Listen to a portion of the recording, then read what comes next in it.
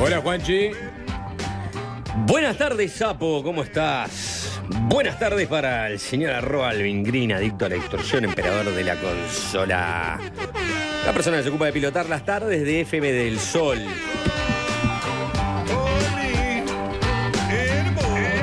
Vamos a separar bagre de tararía. Entonces, ¿quién sería el bagre y quién la tararía? Nico, buenas tardes. Buenas tardes. Prefiero que especules vos. Y no autodefinirme. Bagre Tararira. Bueno, bien. Hola, bagre Valmeli. ¿Cómo estás, Sapitosas? ¿Qué tal? Buenas tardes para Mili, Switcher Master también. Buenas tardes para todos.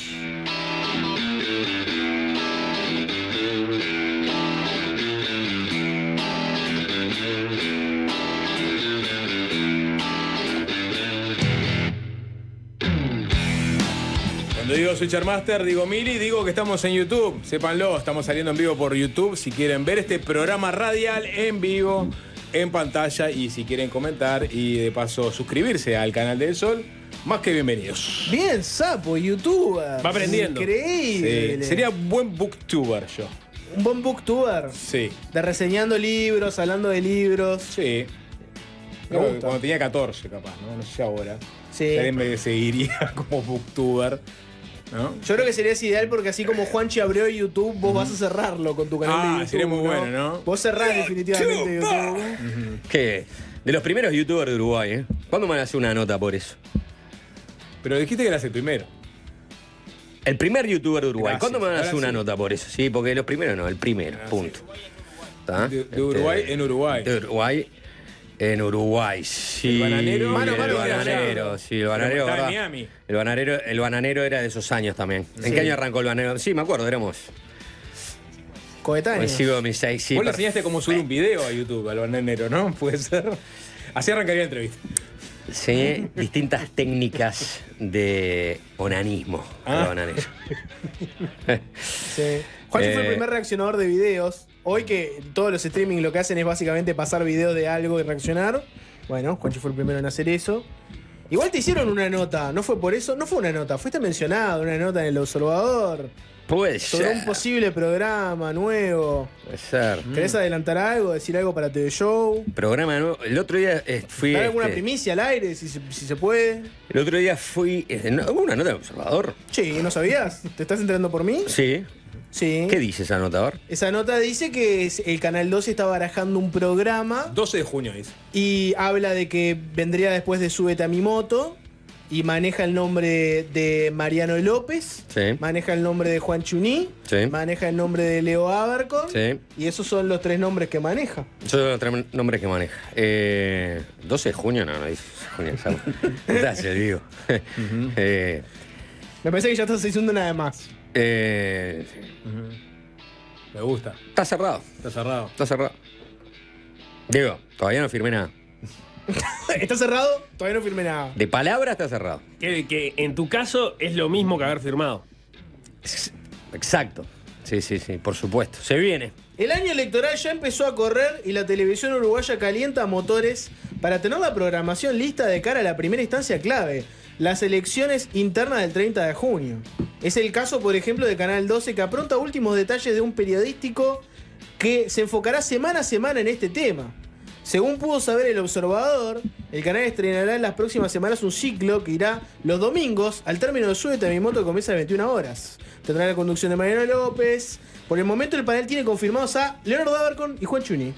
Lo único que te puedo confirmar es que yo estaría confirmado. ¿Vos le preguntaste, fuiste así incisivo con Mariano en la mesa? No. No corresponde que yo confirme cosas que han salido en el Observador, pero bueno, supongo podés que el hablar periodista, por vos. claro, puedo hablar por mí, supongo que el periodista estará bien orientado, o la periodista, no sé quién escribió la nota, estará bien orientado. Lo que es seguro es que se viene un programa. ¿Cuándo salió la periodístico nota? el 12. Salió el 7 de mayo ¿Cuánto a las 14:30. salió? Nico, ¿en serio? ¿Quemando todo. No. ¿Cuánto salió? Ayer No, salió. Nico, no. Mirá que no operan así. No los- de los- Chávez Los a- productores generales de Ayer los salió canales. la nota. Ayer a las 14:37 horas. Sí, no está firmada.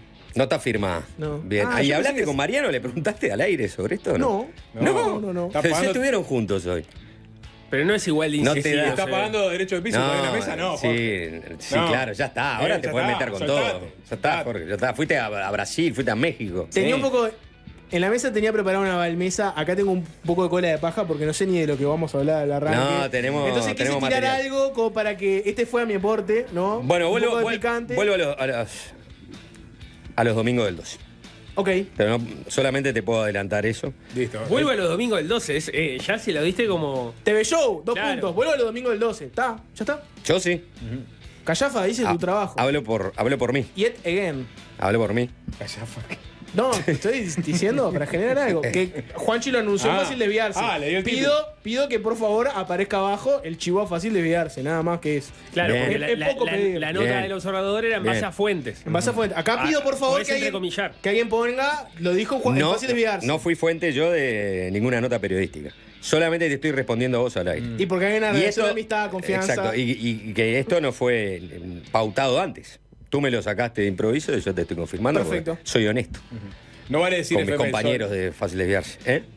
No, si ponen dijo en FM Dijo. del Sol, No. o sea, voy y pongo una bomba en el diario Caganchero. O sea, ¿en serio? No, pongan Fácil El Desviarse. diario Guancho. El diario Caganchero, el diario Caganchero de Plaza Cagancho. Sí, sapo. sí, está bien. entiendo. O sea, realmente, Bueno. si ponen lo dijo en FM del Sol. Y ya lo quisieron hacer en es un 69. dedo. O sea, me lo hacen por gusto. Si ponen Y no lo dijo en pudieron. FM Te del quedaste Sol. con ganas, ¿eh? Sí. Se trae generación. Pasa de generación en generación. Es impresionante. El legado. El legado. Bueno, ¿de qué quieren hablar al arranque? Bueno, qué lindo. tienen preparado? Mira, tenemos material, hay ¿Con qué material. locura nos van a Nos sorprender?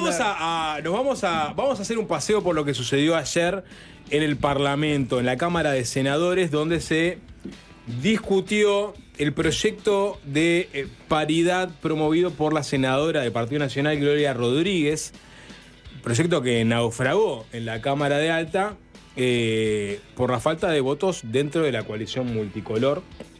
Hay que recordar que requería una mayoría especial este proyecto de 2/3 del Senado.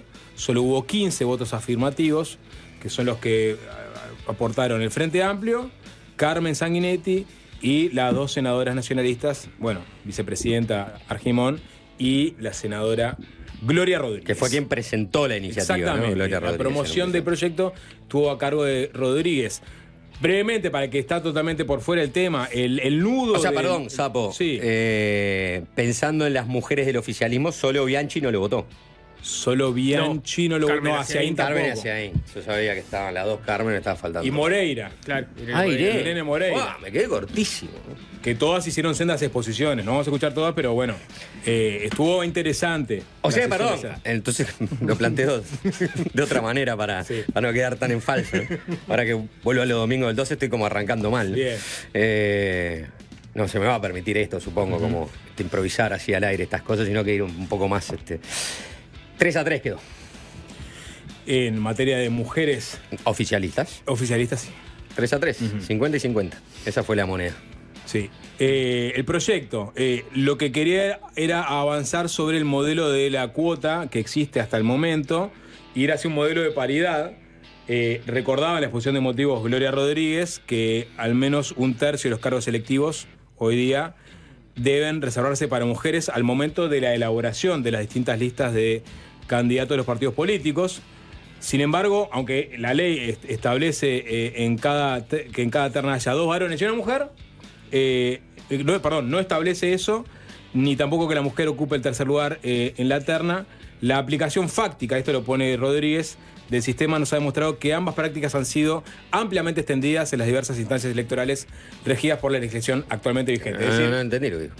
sí, que te plantea Vos te planteas un 2 y 1. 2 y 1. Y Ah, por te lo general planteas lo un que 2 y pasa 1. es que quedan 2 hombres y una mujer. Bueno, pero Acorde a la ley. Acorde a la ley. Acorde a la ley. O sea, lo que dice es que no necesariamente ese 2 y 1 tienen que ser los 2 hombres arriba y la mujer abajo. Exactamente. Sin embargo, esa es la práctica extendida. Me parece que eso es lo que quiso decir Gloria ¿Es lo que Rodríguez. acabo de leer o no? Bueno, Puede ser, pero perdón, o sea, lo único que te dice es que Se aplica la ley, pero de la forma que más puede perjudicar a las mujeres dentro de cómo se aplica la ley. Ahora sí, es decir, no se da en la práctica que sean 2 mujeres y un varón. Exacto. Primero. Y eso es lo que quiere enmendar o... Sino que por lo general sea, seguramente querrá decir que sea 2 hombres y una mujer. En esa secuencia. En esa secuencia, exactamente. En el 1 y el 2 hombres y el tercer lugar. Bueno, eso es lo que la pone, mujer. lo que dice efectivamente Gloria Rodríguez en su posición de motivo, que es la ley de cuotas, digamos, ¿no?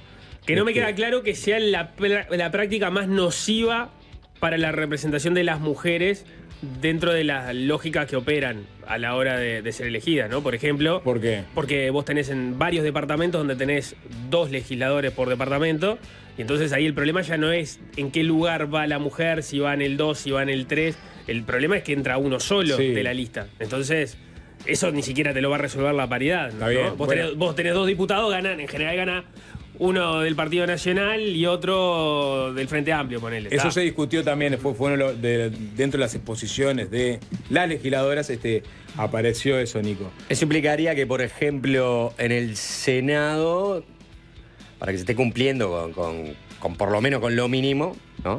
Es que, digo, porque en el caso de que no haya renunciado, ¿entendés?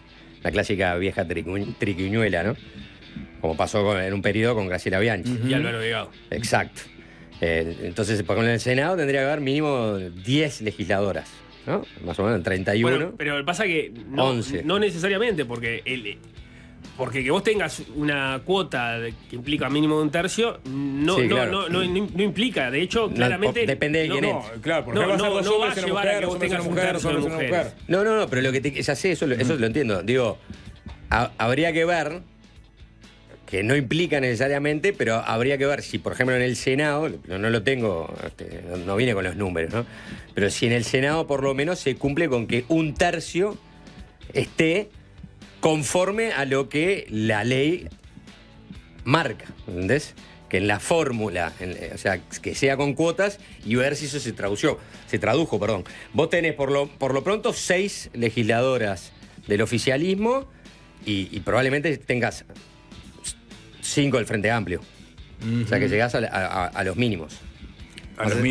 A los mínimos en cuanto a composición. Sí, en cuanto a que es cumplimiento de la cuota. digamos. El cumplimiento de la cuota en la composición de la representación parlamentaria. Sí. A eso. Seguramente en diputados estés 10 mujeres tenés en el Senado. 10 mujeres. Está, por eso. Sí, estás ahí. Contando a Beatriz Argimón. Estás ahí. Está, se cumple a rajatabla, digamos, Lo mínimo regla. indispensable. Lo mínimo indispensable Sí, que es- marca la cuota. Para el caso del Senado. ¿No? Si lo traducís a tercios. Sí, esta es una fracción por debajo, porque como son 31. Bueno, está bien. Sí, lo que pasa que. Voy a decir que no es tan lineal. No es nada lineal, porque están midiendo 2 cosas distintas. No es lineal, porque en realidad lo que vos tenés que verlo es en la perspectiva de cada lista. A eso querés decir. Claro. No sé a dónde querés ir. No, a lo que digo es que. Estamos entreverando todo. Sí, estamos nadie está entreverando todo. entendiendo nada. Nadie sabe de qué estamos hablando. Lo Sí, que digo no, es. obvio. Porque aparte ni siquiera entramos en el proyecto que se que dio. es de paridad. Lo que digo es, la cuota, como se está legislando, no tiene que ver con la cantidad de gente que sea electa, sino con las listas que vos conformás. Sí. Y después la casuística puede ser muy diversa. Entonces, no Claro. tiene nada que ver con que. Pero en el con cómo Senado, por armás ejemplo, las listas con cómo. O digo, en hay el Senado- en el hay Senado una se cumple. correspondencia, pero mínima. En el Senado hay una es correspondencia. Es una casualidad. Ah, porque podría no serla. Si hubiese 30 Sí. agrupaciones y todas sacan un senador. Y todos son podrían hombres ser al todos principio. hombres, aunque tengas tercio, aunque tengas paridad. Sí, claro. Ese era mi punto. En eso estamos de acuerdo. Está bien, bueno. Solo está bien. digo que en tal caso, más allá de cómo termina siendo la correlación, que puede ser muy diversa, como decís, en el Senado se cumple. En este caso se cumplió. Sí. De A casualidad. rajatable. Sí. No me Bueno, quedó claro que dijo Argimón. Bueno, no, tranquilo, porque vamos a escuchar ahora Argimón lo que dijo, vamos a escuchar lo que dijo Argimón. Este proyecto proponía que en toda elección de primer grado que se celebre para la integración de autoridades nacionales, departamentales y municipales de los partidos políticos, las listas incluyan en forma alternada y secuencial personas de ambos sexos, ¿no? Un hombre, una mujer, un hombre, así, ¿no? Y también planteaba que cuando se produzca una vacante definitiva en un cargo electivo y siempre que el titular sea de sexo subrepresentado, este será suplido por una persona de su mismo sexo. Ese era el otro planteo que hacía Gloria Rodríguez. este proyecto no prosperó, no alcanzó los votos, como le decía. Sin embargo, hubo acalorados discursos ayer en la Cámara de Senadores defendiendo y atacando el proyecto de Gloria Rodríguez. Si les parece, vamos a arrancar por la propia promotora del proyecto, la senadora Rodríguez, que obviamente hizo una exposición un poco más extendida, pero se paró sobre un par de puntos que han aparecido también mucho en la discusión pública, ¿no? Y también en redes. Por ejemplo, en materia de talentos, ¿no? Que hay que mirar más los talentos que las acciones afirmativas. Sobre esto hablaba Rodríguez. También se cuestiona de forma equivocada a este proyecto de ley en que las personas deben de llegar a los cargos políticos por sus méritos. Es decir, se argumenta una especie de meritocracia, sugiriendo que si hay pocas mujeres en política es porque no tienen el suficiente mérito. Esta afirmación resulta inaceptable y basta con ello tener presente, por ejemplo, que la población con educación terciaria en Uruguay es de un 23,5% en las mujeres y un 17,3% en los hombres. Los números hablan por sí solos. Pero además, este argumento supone indirectamente que los méritos y virtudes se distribuyen desigualmente entre hombres y mujeres, fenómeno que estimo a esta altura del desarrollo de la sociedad moderna no es necesario ni cuestionarlo. Otro argumento utilizado para evitar la paridad y que posiblemente se ventile hoy en el tratamiento de este proyecto refiere a una supuesta violación a la libertad del elector al incluir mujeres por cuota o paridad. Y a ello respondemos que la libertad del elector en Uruguay está dada para elegir entre partidos diferentes, entre diferentes hojas de votación. Con la subrepresentación de mujeres en las listas, la libertad del elector está vulnerada. Si el elector quiere votar mujeres y los partidos políticos no proporcionan mujeres en sus respectivas listas, ¿de qué libertad estamos hablando? Bueno, marcaría 2 puntos antes de continuar. No necesariamente hay un correlato tan directo entre decir, bueno, que la mujer, la población universitaria mujer supera a la del hombre, y sin embargo eso no se refleja en una equidad en el Parlamento, porque puede ser justamente una elección por la negativa. A zafar de la política. Como estudié y como soy universitario, no voy a ir al Parlamento. Voy a otros lugares donde hay una selección positiva porque me pagan mejor, porque me va mejor y porque prefiero mucho este trabajo. Lo otro, el elector que quiere mujeres, bueno, está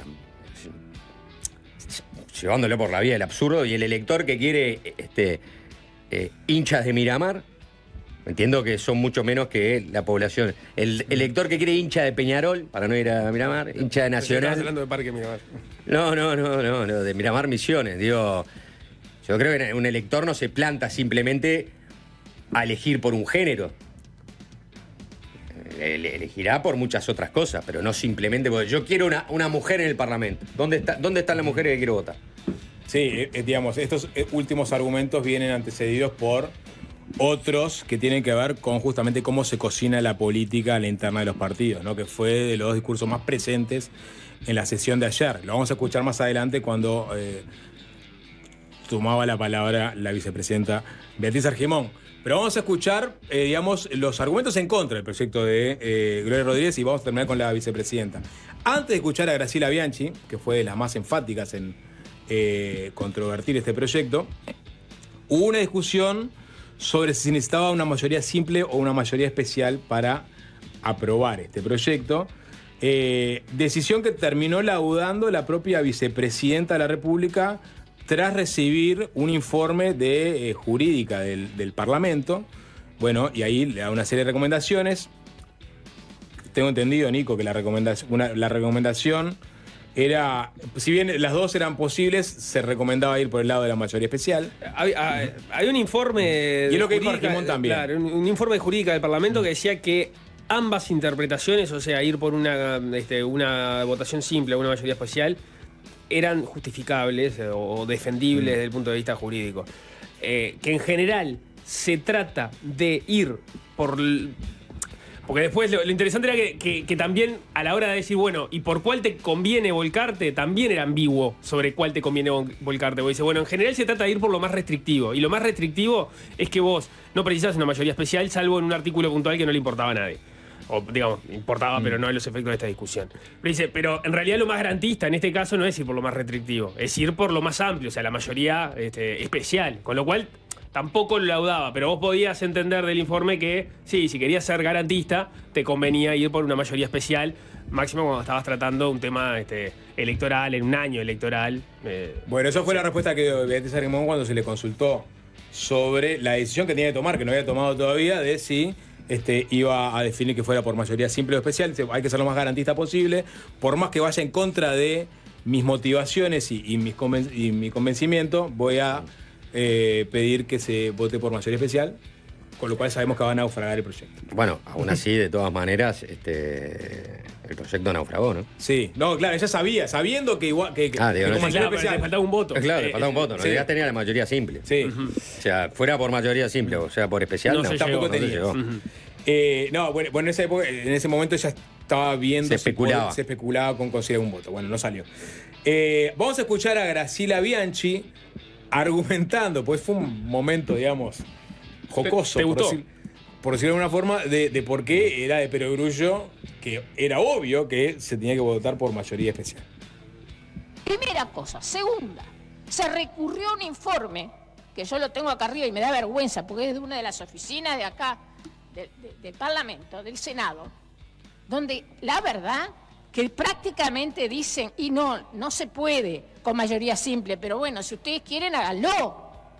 Después yo pedí un informe de división jurídica, pero hice un ejemplo, hice una cosa, agarré a mi nieto el fin de semana y le dije, tiene 7 años, ¿no? Y le dije, léete el artículo 77 de la Constitución en la primera parte. Todo ciudadano es miembro de la soberanía de la nación, bla, bla, bla. Séptimo, toda nueva ley de registro cívico o de elecciones, así como toda modificación o interpretación de las vigentes, requerirá 2/3 del voto del total de componentes de cada Cámara. Pues se pusieron en determinado momento porfiando que se necesitaba mayoría simple.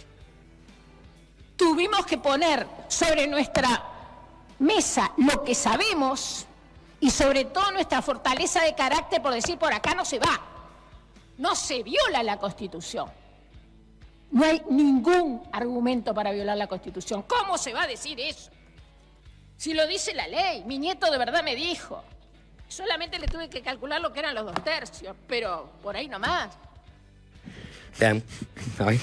La argumentación, Contundente. Igual, vamos a practicar fracciones, ¿no? Vamos a decir, Bueno. está bien con un derecho, ¿no? Pero vamos a practicar Lindo ser el nieto de Graciela Bueno, Bianchi, ¿no? fracciones en la casa de Graciela Bianchi. ella le estaba pidiendo al nieto una interpretación jurídica. Sí. No le estaba pidiendo Claro, que hablase Como bien lo dicen de otro lado, el Sí, 7 hasta- no arrancaste fracciones. No. Claro, está bien. Con 7 años. Pero la básica de interpretar la Constitución la Estás en tenés. primero. Sí, en cosas tan evidentes, Jorge, Cosas ¿no? tan evidentes, Cosas tan claro. evidentes, Cosas tan Jorge. O evidentes sea, hasta un que niño se de 7 años se da cuenta que necesitas 2/3, ¿no? Guárdenlo porque no sé si se va a repetir muchas veces. Me pareció que Graciela Bianchi fue contundente, seria, me cierra todo lo que dijo, me parece razonable. Es abogada, Jorge. O sea, Sí. pero Y escribana. coinciden conmigo. de Y que- escribana. Ah, No, la primera si la parte es Constitución una- dice que es para todas las leyes electorales, ya está, buscar Sí, el pelo del huevo, pero no hay mucho. Futuras o modificaciones de la vigente. Ya está, no.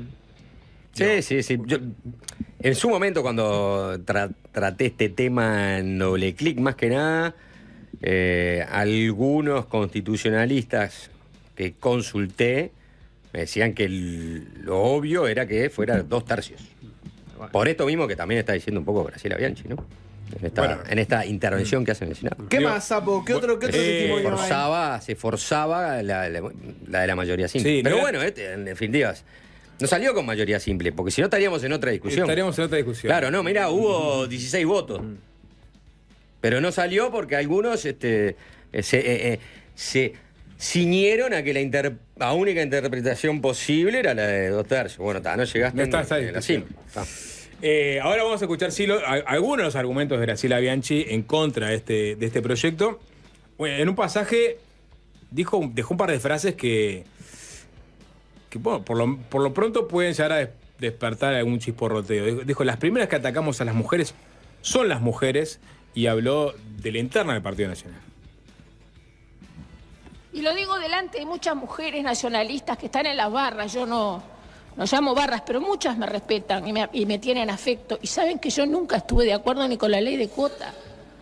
No puede ser que nos dividamos entre nosotros. Y acá voy a las razones de fondo.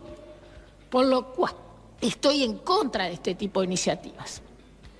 Porque los pueblos divididos son más fáciles de dominar. Se puede dividir de muchas maneras. Y hay maneras muy sutiles de dividir. Muy sutiles de dividir. Y son las más peligrosas.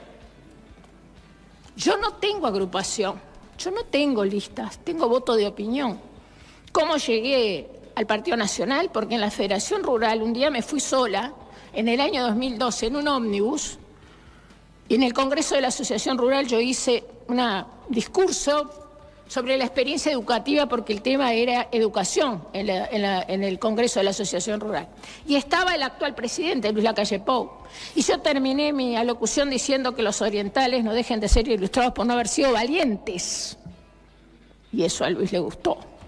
Y empezó a averiguar sobre mí. Hasta un estudio de opinión me enteré después que había hecho. O sea, yo tenía una visibilidad determinada y me llamó.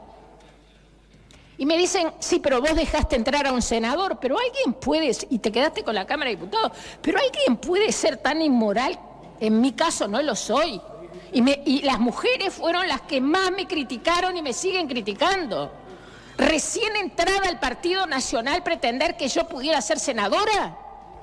No tenía ni cómo negociar. Eso forma parte de la libertad individual y ahí me gané el respeto de quienes me dieron la oportunidad, porque no tenía nada escrito y no tenía nada firmado.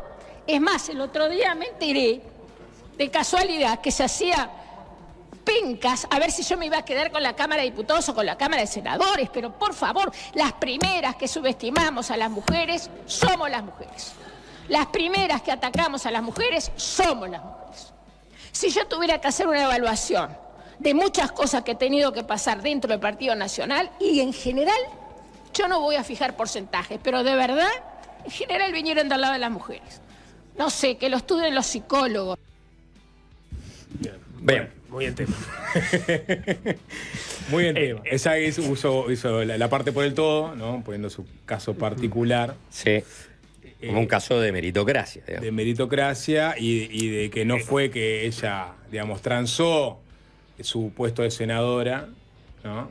Sino que simplemente no tenía poder de negociación. Claro, pero supongo que todos tienen más o menos presente el episodio. En el periodo legislativo anterior, ella fue electa senadora, el suplente y a la vez electa diputada. Y el suplente de Graciela Bianchi era Álvaro Delgado.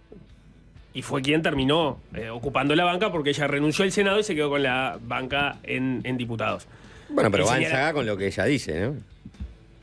Sí. Dijo que yo no podía negociar ese señalamiento. La pregunta que hay que hacer es si Graciela Bianchi logra ingresar al Parlamento porque existía la ley de cuotas o no. Bueno, es una buena pregunta. Esa es la pregunta que hay que hacerse. Es una buena pregunta. Lo que ella dice es, en realidad, bueno, vos entrás en la política. Yo fui a determinado congreso y le gustó el discurso al que en ese momento era senador. Dijo, bien, o no, para adentro, vení con nosotros. Y después, en definitiva, está en el Senado y está ahí, supongo, porque hizo mérito, porque negoció, porque al final alguien terminó valorándola diciendo está bien que vaya, que estés en ese lugar, o si no existiese, y ahí es un contrafáctico, la ley de cuotas, si por ejemplo Graciela Bianchi estaría en el lugar que está ocupando hoy, o tantas otras mujeres, o seguiríamos teniendo un parlamento mucho más con representantes varones. Claro, hubiese sido tercera en la lista de la 404, o segunda en la lista de la 404 del Senado. Sí, claro. Esa está, pero como No no. recuerdo Nunca lo ahora sabremos. cuál fue el Claro, lugar exacto que tenía, no me acuerdo, igual debe haber sido el tercero. Es difícil de responder esa pregunta. Bueno, pero en los hechos, a vos te obligan por lo menos que exista un 2 y 1. O sea que eso te puede cambiar el balance de la representación. Te puede cambiar. No es matemático. No es que el Parlamento vaya a tener esa representación de 2 y 1. Vimos que en el Senado sí se da, pero podría no serlo, ¿no? Uno más de Graciela Bianchi argumentando en contra. ¿Te enamoraste?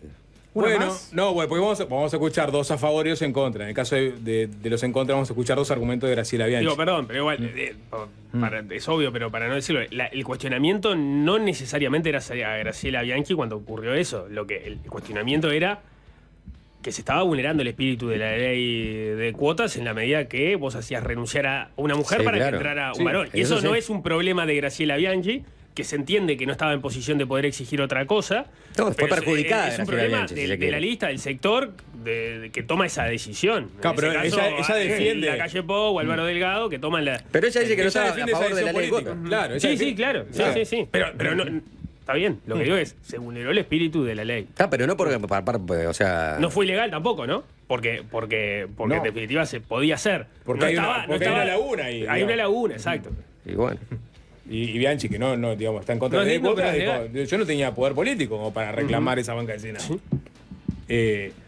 Después se fue a la parte de los ejemplos que se ponen del exterior a la hora de impulsar estos proyectos, diciendo, en muchos países se impulsan estos cambios legislativos, estas acciones afirmativas, pero porque arrancaron con estos procesos mucho tiempo después que el Uruguay, ¿no? Vamos a escuchar. Tener la mujer, señora Presidenta, es la opción, la libertad de elegir si quiere realmente dedicarse a la política. Para eso, además de la formación cultural, porque yo soy partidaria, ¿no?, de que acá se siente gente lo más capaz posible, de acuerdo a la época, y que tenga las posibilidades hasta económicas, pero no solamente por el financiamiento, por la administración de sus hogares, por los hijos chicos, Eso es la vida. Lo que tiene que tener la mujer es la libertad de optar. Porque yo muchas veces me pregunto, y cada vez que paso 12 horas en la política, digo, y sí, hay mujeres que no quieren saber de nada. Y sí, porque hay mujeres que tienen altos cargos gerenciales en laboratorios, en bancos. No me hablen de la actividad privada, por favor. Si hay una mujer capaz, va derecho para arriba, sin ningún tipo de problema. Habrá algunos que son más machistas que otros. Y sí, basta manejar. Solamente manejando sufrimos, sí, algún tipo de subestimación. Pero caramba, en el Uruguay, y aquí voy al problema de fondo que para mí es ideológico.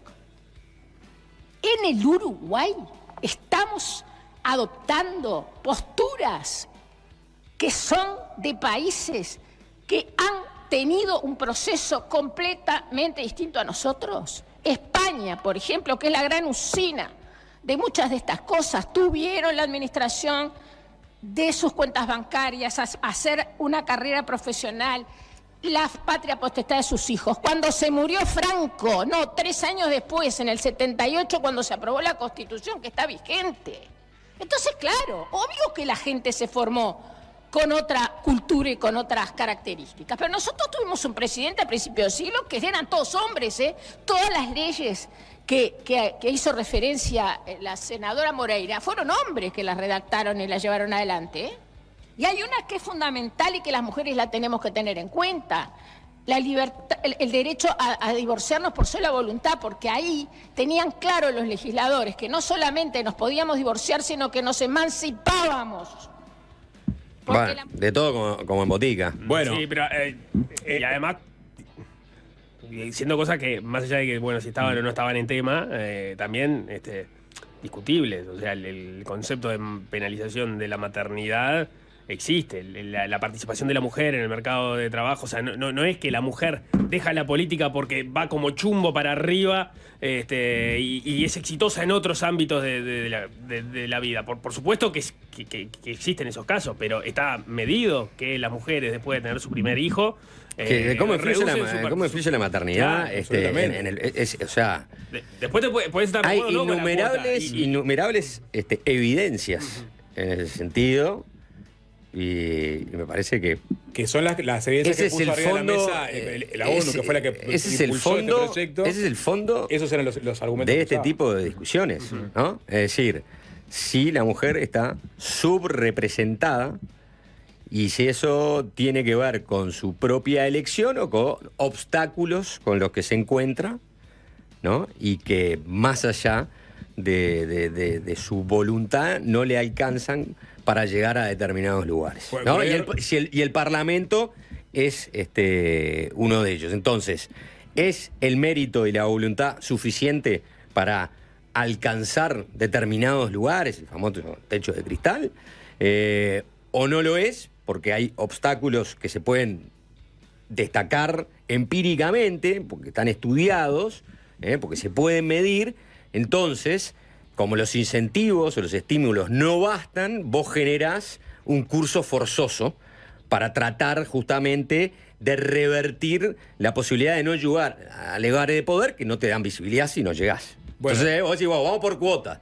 Después de la cuota puedes llegar a discutir, vamos por la paridad. Y otros pueden tener la visión contraria. Está bien, que es un poco la que tiene Graciela Bianchi, más allá que sea un poco de tema en esta última parte. Pero ahí se tiene que centrar básicamente la discusión. No, bueno, porque Gloria Término de Rodríguez, justicia. cuando argumentó de que hay, digamos, una mayor formación terciaria por parte de mujeres que de hombres y que sin embargo eso no tiene su equivalencia en el Parlamento, en realidad sí es un argumento para hablar sobre el desarrollo profesional y laboral de las mujeres. Ahí sí te sirve. Para eso sí. No para Sí. encapsularlo en, digamos, En el Parlamento. Pero No. sí es uno de los argumentos clave para decir, bueno, existen obviamente techos de cristal, existen, digamos, limitantes que operan de forma tácita en la sociedad que hacen que las mujeres no estén en los lugares de toma de decisiones. Ahora, Graciela Bianchi citó a Luis Lacalle, pero tiene un presidente que aceptó que la política es masculina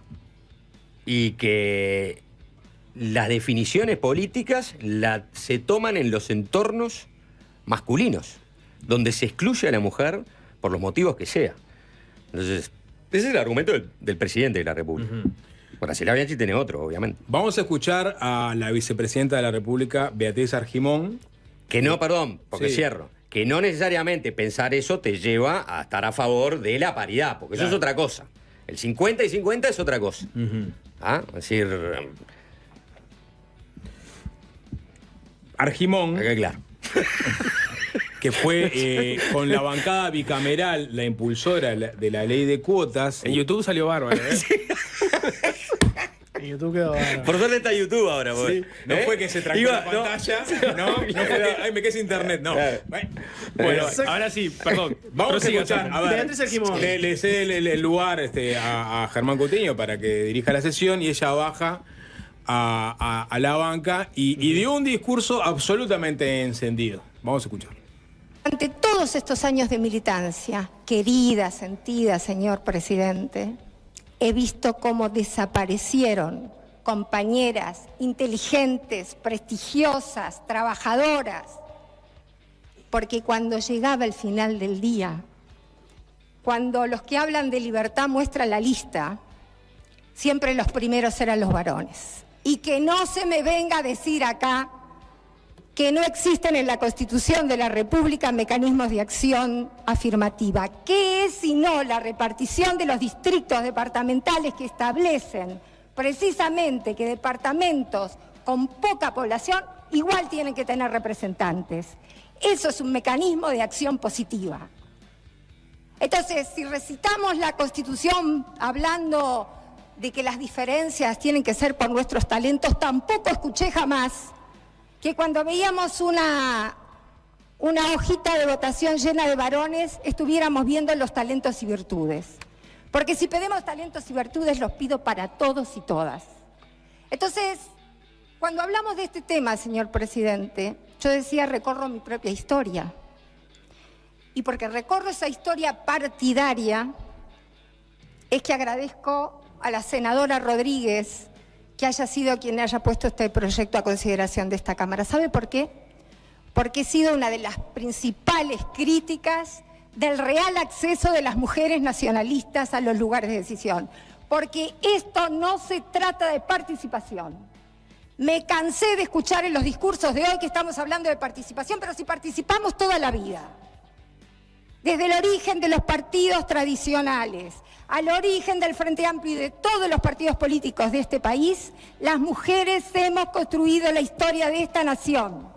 Al lado de Valle, al lado de Saravia y al lado de Artigas, en aquel éxodo fantástico, donde las mujeres dejaban lo más impresionante que tienen en su vida, que es sus casas, las incendiaban y con sus hijitos seguían al líder. ¿Qué me van a decir que no participamos? Participamos toda la vida. Y también quiero decir algo para desmistificar lo que ha significado ser de las primeras en votar.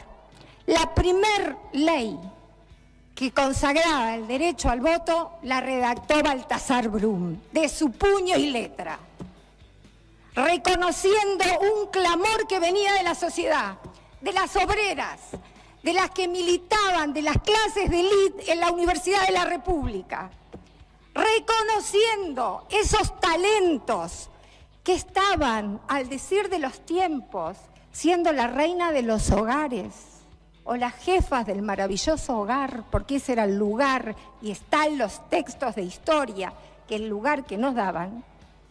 Aquellas obreras y aquellas intelectuales del 900 empezaron a constituir sendos consejos de mujeres para poder hacer entender a la sociedad lo que significaba el aporte de las mujeres en la construcción social. Esto nunca fue visto por el movimiento de mujeres uruguayas como una competencia entre hombres y mujeres. ¿De qué me están hablando? Bueno. Prendía fuego. Esto para Prendía fuego. Prendía fuego. Bien. Es de cine, es de película. Es un argumento. Es de película de Steven argumentación Spielberg. muy articulada, muy contundente, muy convincente y muy convencida, me pareció parte de... El convencimiento, sobre todo la Sí. pasión, ¿no? Y el hecho de ser parte de esa historia, ¿no? Sí. Realmente sentirse parte de esa historia, porque lo que evoca o invoca es el conocimiento de haber seguido y estado en este tema y quizás haberlo sufrido en carne propia desde hace mucho tiempo. Ella lo dijo en una entrevista, no toqué nada, me lo cobraron políticamente en el partido.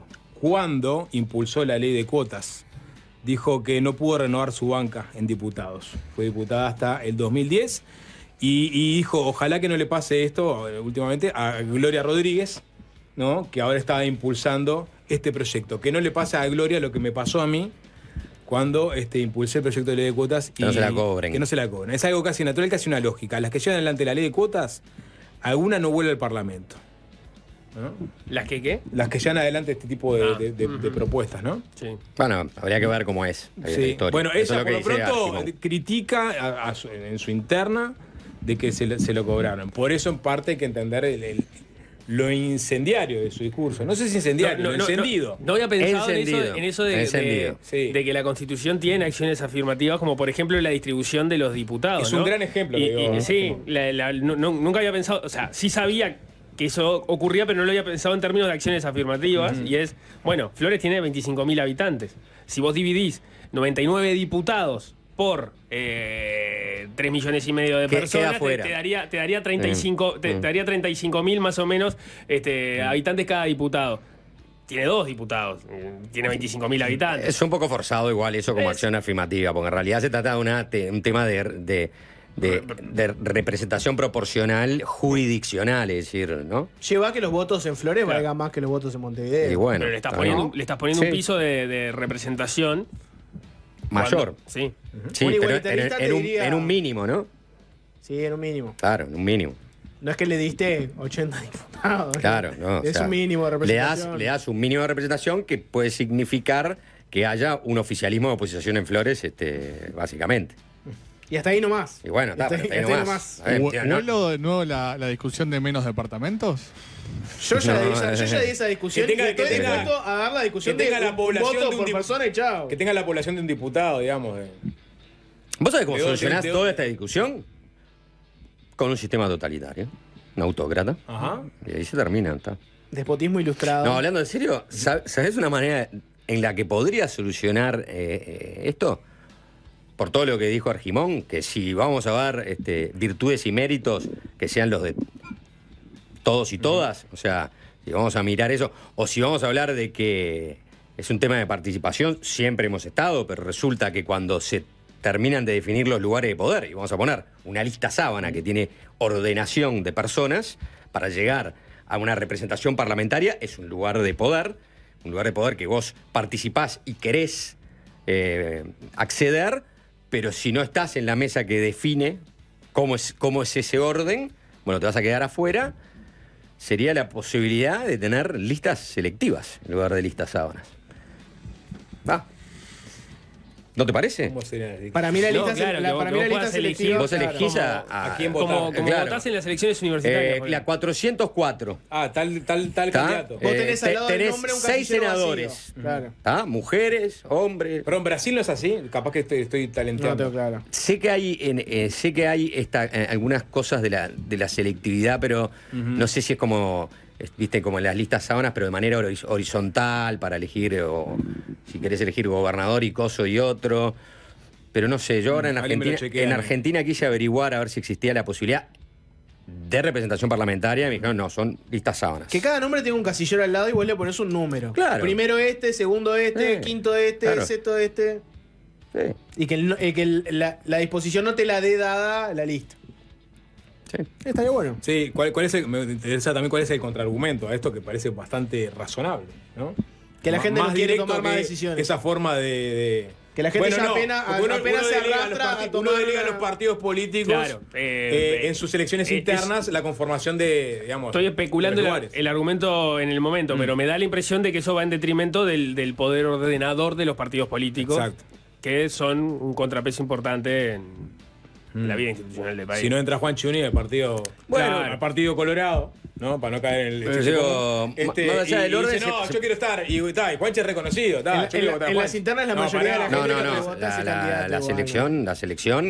La selección la debe conformar el partido. Porque vos vas a estar en una lista. Sí. Claro, o sea, la lista 15, porque mencionaste el Partido Colorado, va a decir, bueno, ¿a quién vamos a poner? Vamos a poner a este. No lo vamos a ordenar. Sí, sí. ¿Está? O podés, para complicarla menos, podés decir, bueno, por lo menos para el primer lugar. Vos señalás quién querés que sea el primer de senador o senadora de esa lista. Y después que te lo ordenen. Parece raro. Bueno, te estoy dando, te estoy buscándole una vuelta para que sea un mecanismo nominal selectivo que trate de zanjar esta discusión, ¿no? Es decir, el Pero mérito zanja de la los discusión. obstáculos, bueno, ahora podemos participar y vos tenés más incentivos para participar, porque no te van a trancar y te van a dejar afuera cuando conforme la lista. Pero te sábana. pregunto esto, estas acciones afirmativas no buscan, entre otras cosas, visibilizar aquellos que estén visibles, es decir, los talentos y, digamos, las condiciones que tienen en este caso las mujeres de ocupar cargos políticos en igualdad de condiciones, igualdad de talentos que los hombres. Pero si yo te lo llevo- si vos no fomentás su elegibilidad, sí, Buah. capaz que vas a seguir con la misma lógica de que la sociedad sigue decantándose por hombres, porque no tiene muy claro si las mujeres No, bueno, pero son lo suficientemente capaces o no. Ah, bueno, pues vos estás adjudicando Pasame ahí como- a la sociedad que crea que las mujeres son menos capaces Claro, que los hombres. porque Yo esto- eso no se lo puedo adjudicar a la sociedad. No sé qué piensa la pero- sociedad sobre eso. No vi nunca ni siquiera una encuesta sobre qué piensa la sociedad sobre eso. Yo estoy diciendo que vos, si das esa opción, ponés en carrera a cualquiera que quiera pelearla por la suya, salir a convencer, juntar agrupaciones. ¿Por qué? Porque mirá, si me eligen, estoy yo. Voy yo primero. No es que estoy cuarto en la lista. Quinto. Puedo ser el uno, porque la gente va a decir vos. No va a decir, va a votar una lista que... Entiendo que... Sí, Desde el cambia punto muchas de- dinámicas desde el punto de vista de cómo funciona la militancia, ¿no? Por supuesto, bueno, está, pero... Y además estaríamos hablando de una lista en la cual igual irían que habría paridad o no, porque la discusión sigue arriba de la mesa, ¿no? Sí, porque esto... 50 y 50. decís. Claro, no, te estoy preguntando, pero no entendí bien cómo hicimos el salto a este tema de la lista sábana. O sea, pondríamos 50 y 50 igual de mujeres y hombres, pero ahí ya no importa el orden porque se ordenarían en función de los votos. Exacto, poné 50 y 50.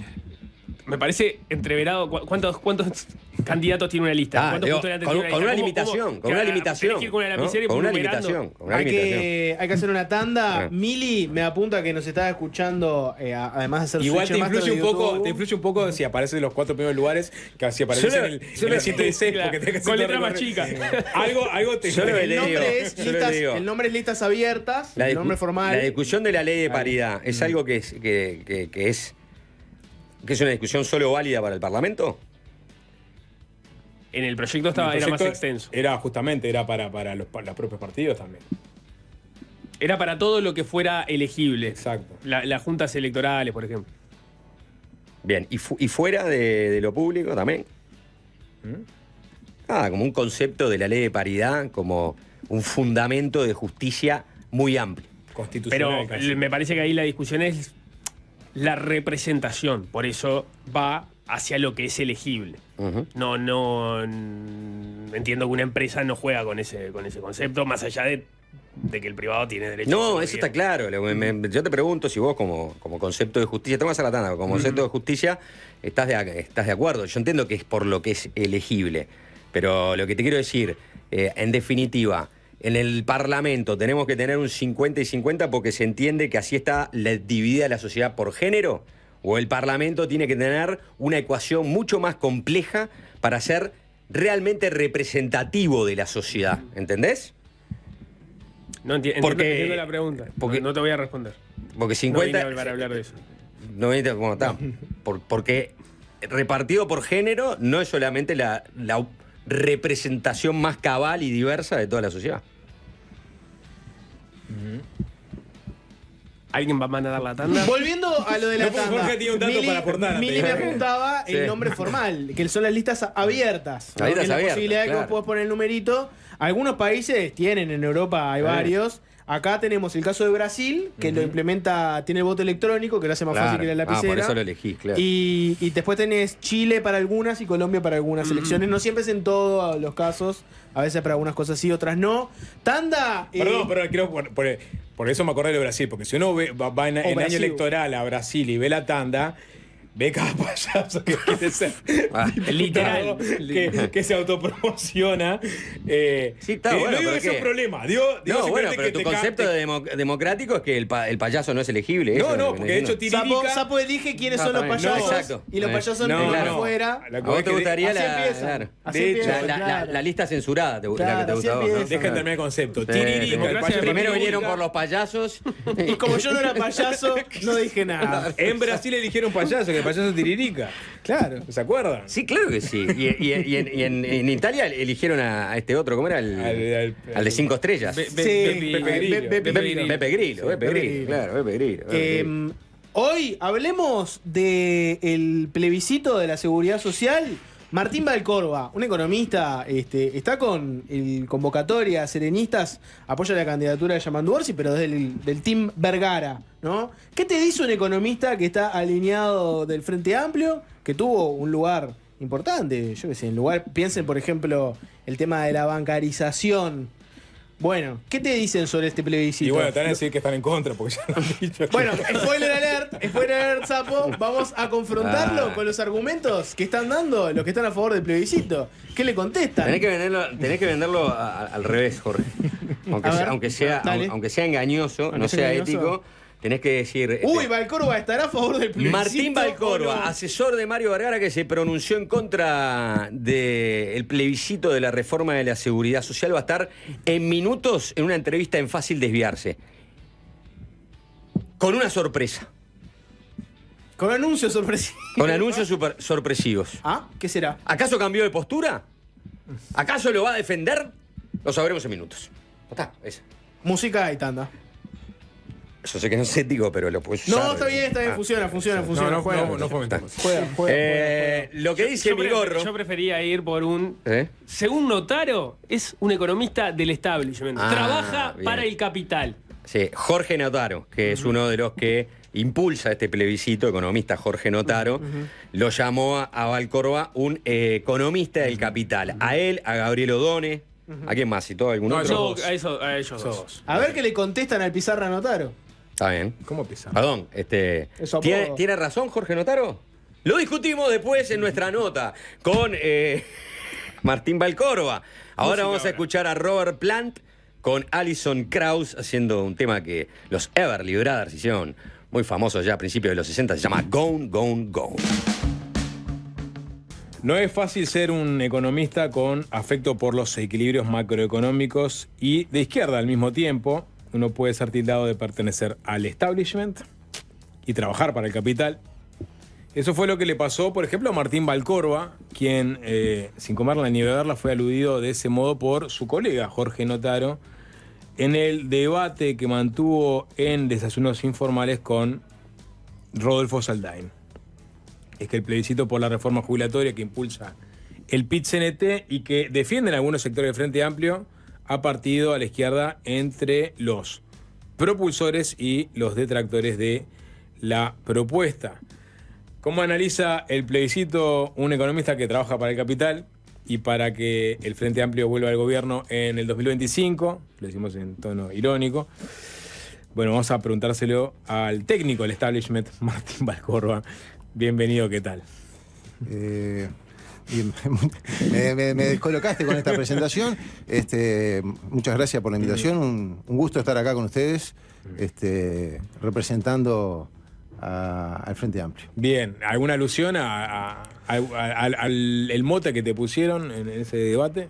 No, realmente, digamos, yo tengo un cariño y aprecio por Notaro. Me llama la atención ese comentario que hizo, que además claramente no refleja la realidad, porque desde el 2020 a quien vengo asesorando es al Frente Amplio y a la bancada de legisladores del Frente Amplio. Por lo tanto, me parece que ese tipo de comentarios, primero lo que hace es desviar la atención, porque lo que deberíamos discutir es sobre los temas de fondo, y la pertenencia de cada uno está clara. Yo soy del Frente Amplio desde antes que votara, y fui siempre, y no todo el mundo puede decir lo mismo. Notaro, bueno, eso va para Notaro, que se pasó al sanguinetismo en determinado momento de su trayectoria política y después volvió al Frente Amplio. Pero estuvo con Sanguinetti. Yo no sé si fue en la primera o en la segunda presidencia, no tengo el dato tan concreto, pero... En la segunda, cuando fue Batalla. En la segunda, ¿no? Cuando se aprobó la reforma del 96. Él venía del MUST, en el Jorge gobierno, Notaro, ¿no? En el gobierno que se aprobó la reforma de la Seguridad Social anterior, ¿no? Ahí está. Que creó la SAFAP. No sé si estaba a favor de aquella reforma de las AFAP Notaro en ese momento, pero estaba... No, ese es un dato que el otro día alguien me tiró, y lo que pude chequear es que no. Porque estaba con Sanguinetti en ese gobierno, con el gobierno de Sanguinetti Batalla, pero creo que no estaba a favor de la reforma de las AFAP. De todas maneras, si tomo esa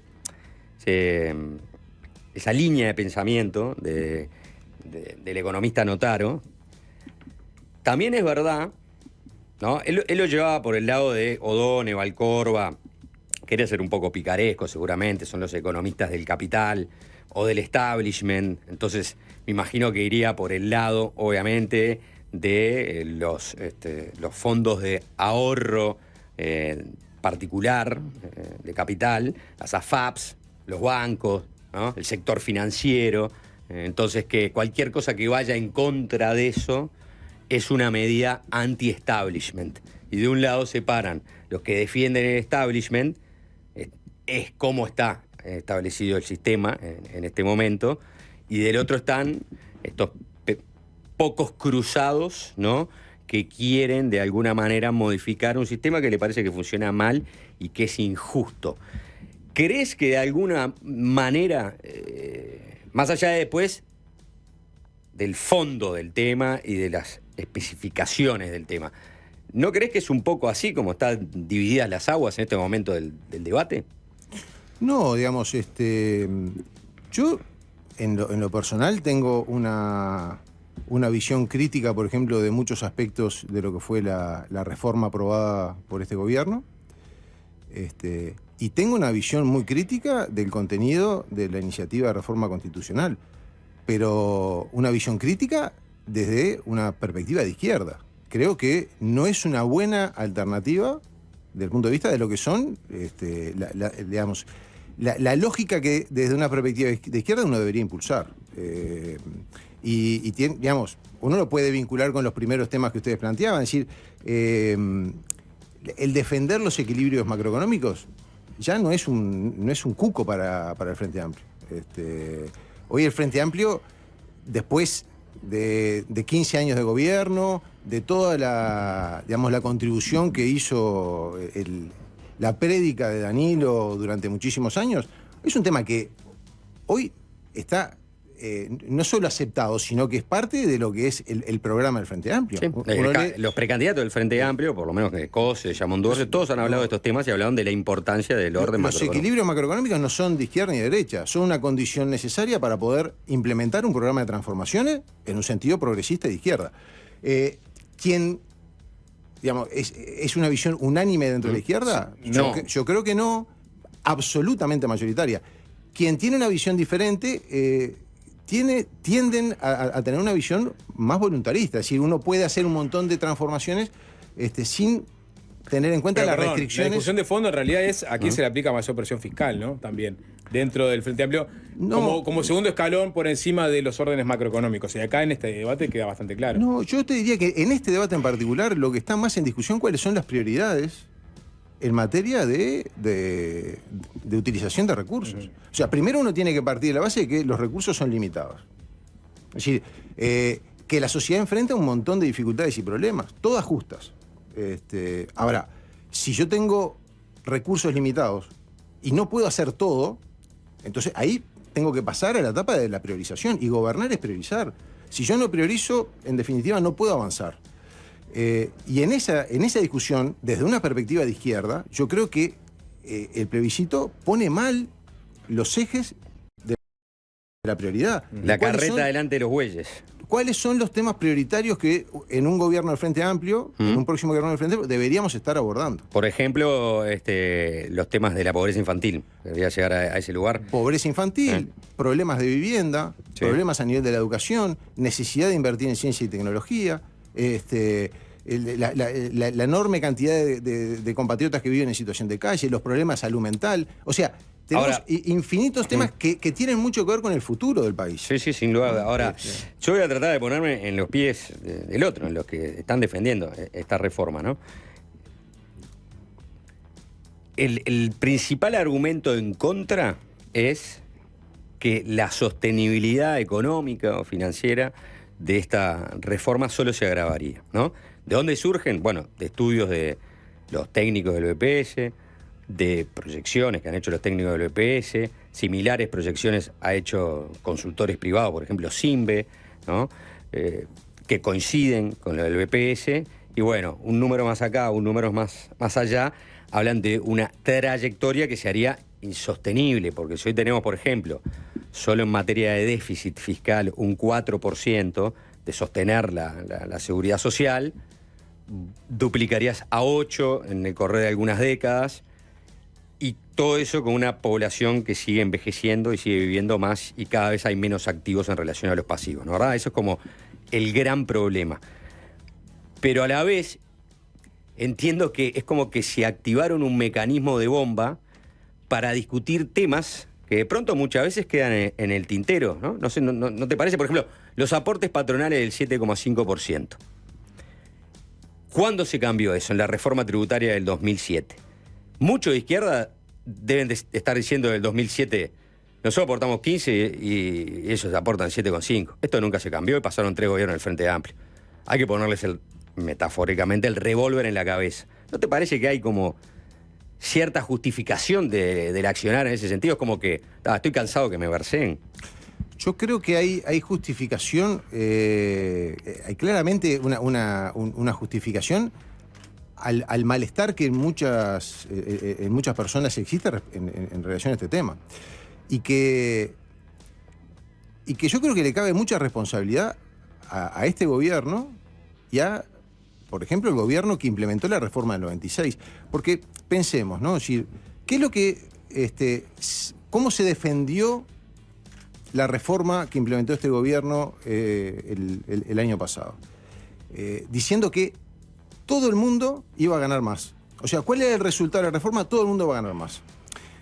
Lo cual, digamos, no se necesita ser ni actuario, ni economista, ni un genio en las matemáticas para darse cuenta que si la preocupación es de sostenibilidad, de que estamos gastando mucho, el resultado no puede ser que todo el mundo cobre más. Entonces, ¿qué es lo que pasa? Si yo siento que me están verseando, eso genera desconfianza. Ahora, yendo, por ejemplo, al tema de las AFAP, ¿cuál es uno de los problemas que tenemos hoy con el tema de las AFAP?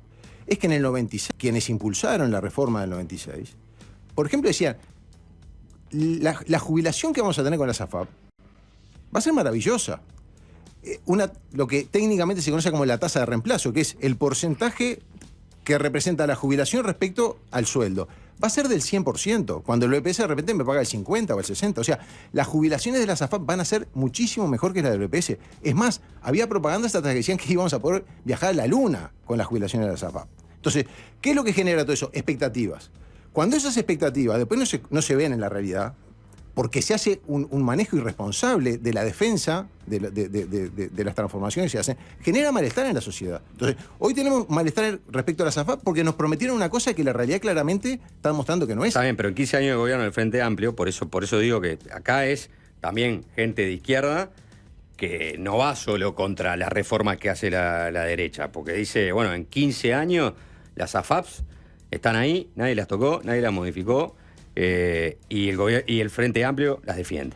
Bueno. Por lo menos el gobierno, quienes gobiernan el Frente Amplio, las defienden. Vamos a ir por partes en el tema ese, ¿no? Es decir, ¿qué es lo que dice el programa del Frente Amplio hoy, el actual, respecto a cómo se debe organizar el sistema de seguridad social? Lo que plantea el programa es que el sistema se tiene que basar en 3 pilares.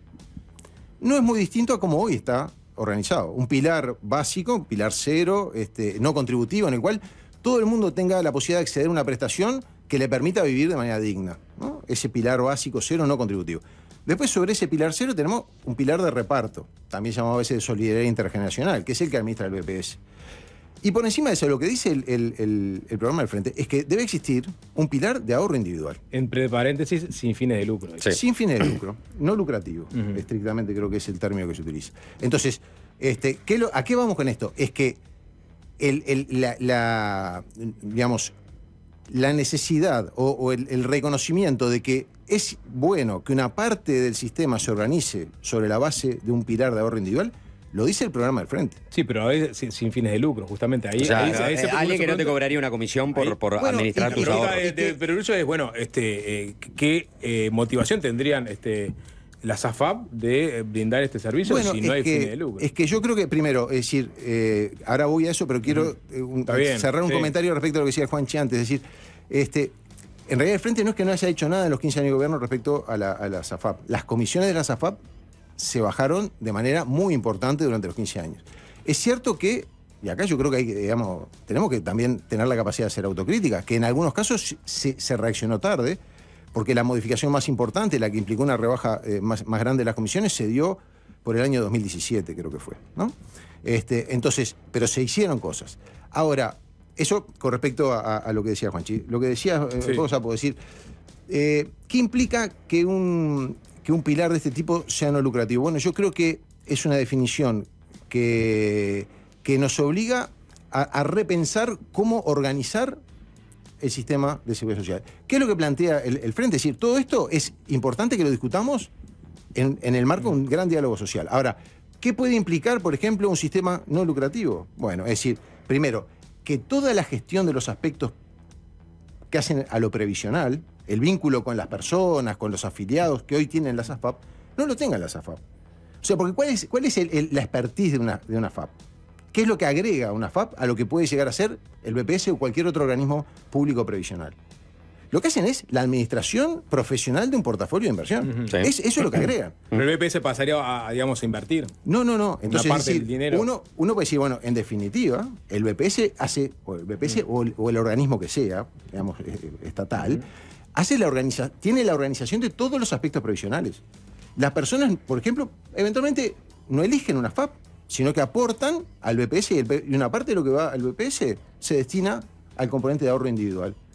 ¿En dónde? Y es el BPS el que, por ejemplo, a través de mecanismo competitivo puede llegar a tener, a establecer mecanismos de hacer licitaciones, por ejemplo, para periódicamente asignar la administración del portafolio a determinadas administradoras, como existen en otros Y países. eso garantiza que saldría, digamos, costaría menos en términos de, digamos, de aportes individuales que lo que cobran por comisión las AFAP. Digamos, Eso también el sistema se abarataría sin duda porque toda la gestión se centralizaría en un único organismo, pero además ya uno puede pensar que hasta desaparecen las comisiones, porque en definitiva es un costo o sea, el Banco de Previsión Social, para administrar el sistema de reparto, asume un montón de costos, que no se lo traslada a los trabajadores. Es parte del costo del funcionamiento del sistema. La gestión profesional de un portafolio de inversiones... No se lo traslada a los trabajadores, pero lo ponen los trabajadores. Cuando vos destinás determinado porcentaje del IVA a atender los problemas... O rentas generales. Bueno, rentas generales, ¿Sí? O sea, no te lo cobran por un lado, pero te lo cobran por el otro. A lo que yo voy es que cuando nosotros hablamos que podemos definir un sistema que sea no lucrativo, hay muchas opciones. Ahora, muchas opciones de diseño que no estaríamos inventando la rueda porque existen en otras partes del mundo. Pero esto que dice Valcorba, digamos... Digo, esto como un ejemplo de cosas que uno pone a discusión en un diálogo social. Pero es una cosa que por la cual Valcorba, digamos, se pelearía en un gobierno del Frente Amplio. Es decir, yo creo que esto que plantea el programa del Frente Amplio de ir a un pilar de ahorro individual no lucrativo con esta solución es la vía correcta. O sea, Valcorba y su sector a mí me parece que puede ser una solución razonable, que hay que analizarla, hay que discutirla. A lo que yo voy es parte de las cosas que hay que discutirlo. Lo que yo quiero ser muy claro en esto es que el Frente tiene una definición que va más allá del diálogo social que se promueve, sino un conjunto de elementos que se ponen arriba de la mesa en ese diálogo social. Uno de ellos es que el sistema, la organización del sistema, se realice sobre la base de esos tres pilares, que incluyen un pilar de ahorro individual. Y eso es una posición que aprobó el Frente de manera unánime, ¿no? Te hago dos preguntas sobre ese tema, si bien estamos en un tema más específico que son las AFAPs. ¿Considerás que la renta que te deja las AFAPs, que tiene variabilidad, ¿no? Pero es poca y lo otro? Es decir, que podría haber, por ejemplo, si vos decís mañana, un día de la gestión del BPS con un portafolio, ¿no? De inversiones, podrías licitar y mejorar la rentabilidad que tienen los ahorros de los trabajadores con ese sistema.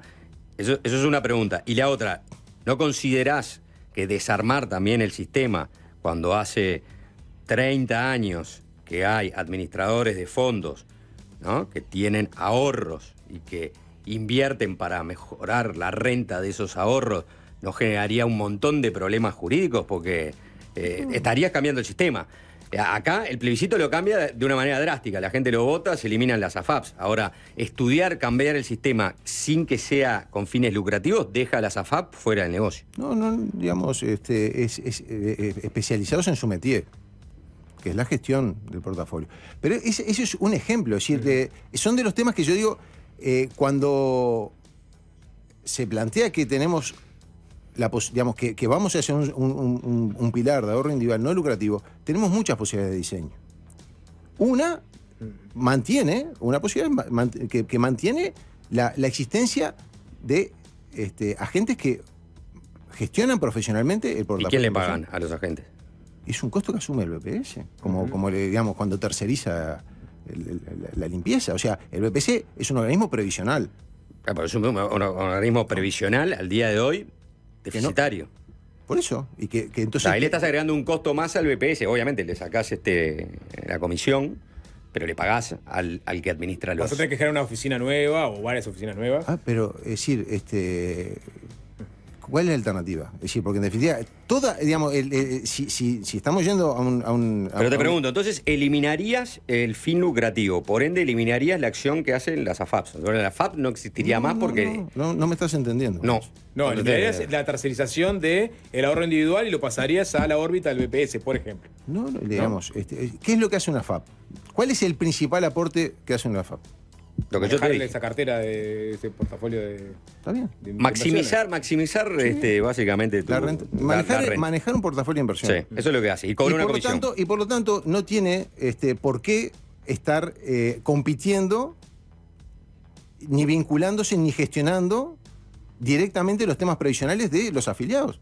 Porque su expertise es un agente financiero, no es previsional. Yo lo que voy a decir. Pero el legislador, ¿por qué originalmente propuso Eso lo esta entiendo. Digo, tercerización? ¿quién le paga, Si el ¿quién BPS le puede ser paga mejor. a la gente especializado? El BPS, me decís. Sí. En lugar de que le pague el trabajador. Ese costo lo asume el BPS. BPS. Pero que si lo hiciera el propio BPS también tendría un costo. Sin cobrar Claro. comisión. Es lo decir, que es saca que- la variable de comisión acá. Es que, digamos, Le sacás la variable de comisión, pero el costo se traslada al BPS. El BPS asume pagarle a la gente especializada. por ejemplo. Pero ¿por qué sería mejor? Porque, entre otras cosas, por ejemplo, se evita la competencia por el usuario, que es parte de los problemas que genera este sistema. Hay un montón de gastos que a lo que apuntan es no a mejorar la gestión del portafolio de inversión, sino que es hacer marketing para atraer afiliados. Y por lo tanto, ahí tenemos un montón de recursos que el sistema malgasta y que podrían, digamos, evitarse si lo que tenemos es un mecanismo de... O sea, eliminás ese elemento de competencia y lo trasladás a un lugar licitatorio donde buscás la mejor opción. por No, ejemplo, pero bueno, sí. licitatorio no porque es sin fines de lucro. No, pero lo paga el BPS, eso es lo paga que el yo estoy BPS. entendiendo. Valcoro ese lo paga el BPS. Lo podemos licitar. Es decir, vamos a ver un agente especializado. Tenemos esta cantidad de ahorro. ¿Cuál es la renta que vos ofrecés? De acá a 30 años tiene que ser, porque tenés un periodo largo, obviamente. Supongo. No podés hacer periodos de ciclos cortos, porque si no se te destruye la renta, básicamente. Sí, o costos. Es decir, hay mucha experiencia. Y no es un poco lo mismo, porque en definitiva tenés que hacer un contrato con alguien específicamente que se presente a un evento licitatorio prometiendo una renta futura que quizá el día de mañana no. No es una renta futura. Una renta específica, ¿no? Sobre la capacidad contributiva del ahorrista, digamos. No, porque, digamos, son gestores de portafolio. Sí, yo lo entiendo eso, pero no sé por qué necesariamente sería menos costoso o más seguro que el sistema actual. Eso es lo que estoy preguntando. Bueno, yo te puse un ejemplo que tiene que ver con todos los gastos que tienen las AFAP de comercialización. De buscar que el afiliado concurra. Por otro lado, hacia tenemos temas de economía de escala en la gestión de los propios sistemas de gestión de todas las historias laborales de las personas. O sea, hay un montón de cuestiones que digamos, hay condiciones de poder generar ahorros. Y además que... Entonces, en definitiva, ahí tenés un punto de acuerdo con los que están plebiscitando. No, en absoluto. No, pues ellos piden eliminar el ahorro individual. Se prohíbe el ahorro individual con fines jubilatorios. Está bien. Me queda una pregunta ante la tanda, Valborga. Vamos a hablar de otras intersecciones entre el programa de Frente Amplio y esta propuesta, como por ejemplo el tope en 60 años de jubilación. Pero el legislador, cuando define que existe una parte de los aportes de los trabajadores que vaya a ahorro individual y arma la figura de la FAP, ¿por qué definió eso y no definió lo que propone Valcoro ahora? ¿Tiene claro? ¿Por qué en el 96 se definió eso? Y bueno, no, digamos, ese era creo yo, el estado del arte en ese momento. Así funcionaban los sistemas previsionales incipientes de ahorro individual en aquel entonces. Ha corrido mucha agua debajo de los puentes y hoy hay otras experiencias, otras realidades, otras formas de organización que marcan alternativas diferentes a aquellas. Mira, tenemos una tanda. Igual me quedó una, en lo que sí coincide. Se eliminaría el ahorro individual. Pero a la vez, en el caso del plebiscito, tío. En el caso del plebiscito. Pero No, como decía que coincidíamos. No, bueno, pero en el caso de la propuesta, sí, en definitiva, lo que eliminás es la decisión del ahorrista a quién elegir. Entiendo que hoy hay una limitación, porque no es un mercado totalmente abierto, porque eso pasaría a ser una decisión de técnicos del BPS, que dicen, con tu ahorro, yo llamo a una licitación para que alguien venga con un portafolio que yo defino si es el mejor portafolio y allí irá tu ahorro individual. O sea, de alguna manera lo que sí estás eliminando es cierta libertad del usuario para definir dónde quiere poner sus ahorros. En el caso de las AFAP, obviamente es limitado el mercado. Digamos, estamos... en un tecnicismo total. No es tecnicismo, es especulando sobre una base programática del Frente Amplio, pero que Valcorba propuso. Conversando sobre una alternativa para ilustrar lo que el sapo le metía ruido, que era lo no lucrativo. Lo no lucrativo. Un camino por el cual se puede implementar eso. En realidad, yo creo que para la enorme mayoría de las personas es muy difícil tomar una decisión racional de cuál es la mejor AFAP hoy, ¿no? Y por lo tanto, existen experiencias, en Chile hay, por ejemplo, en otros países en América Latina también los hay, en los cuales no es que haya una persona que decida por otro, sino que son mecanismos competitivos, en los cuales habrá que definir cuál es la variable sobre la cual se compite. Será el costo, será la rentabilidad, es decir, habrá que definirlo. Pero hay mecanismos competitivos. ¿Por qué? Porque es un mercado en el cual las decisiones son bastante complejas, ¿no? O sea, en base a qué yo voy a estar eligiendo esta FAP o la otra. La confianza también, ¿no? Digo, bueno, pero en el caso del Banco República, me imagino que hay mucha gente que... Tanda ya, Sapo, dice Valmeli hace 10 minutos. Cumplamos, vamos a cumplirle lo que está pidiendo. Estamos hablando con Martín Valcórva.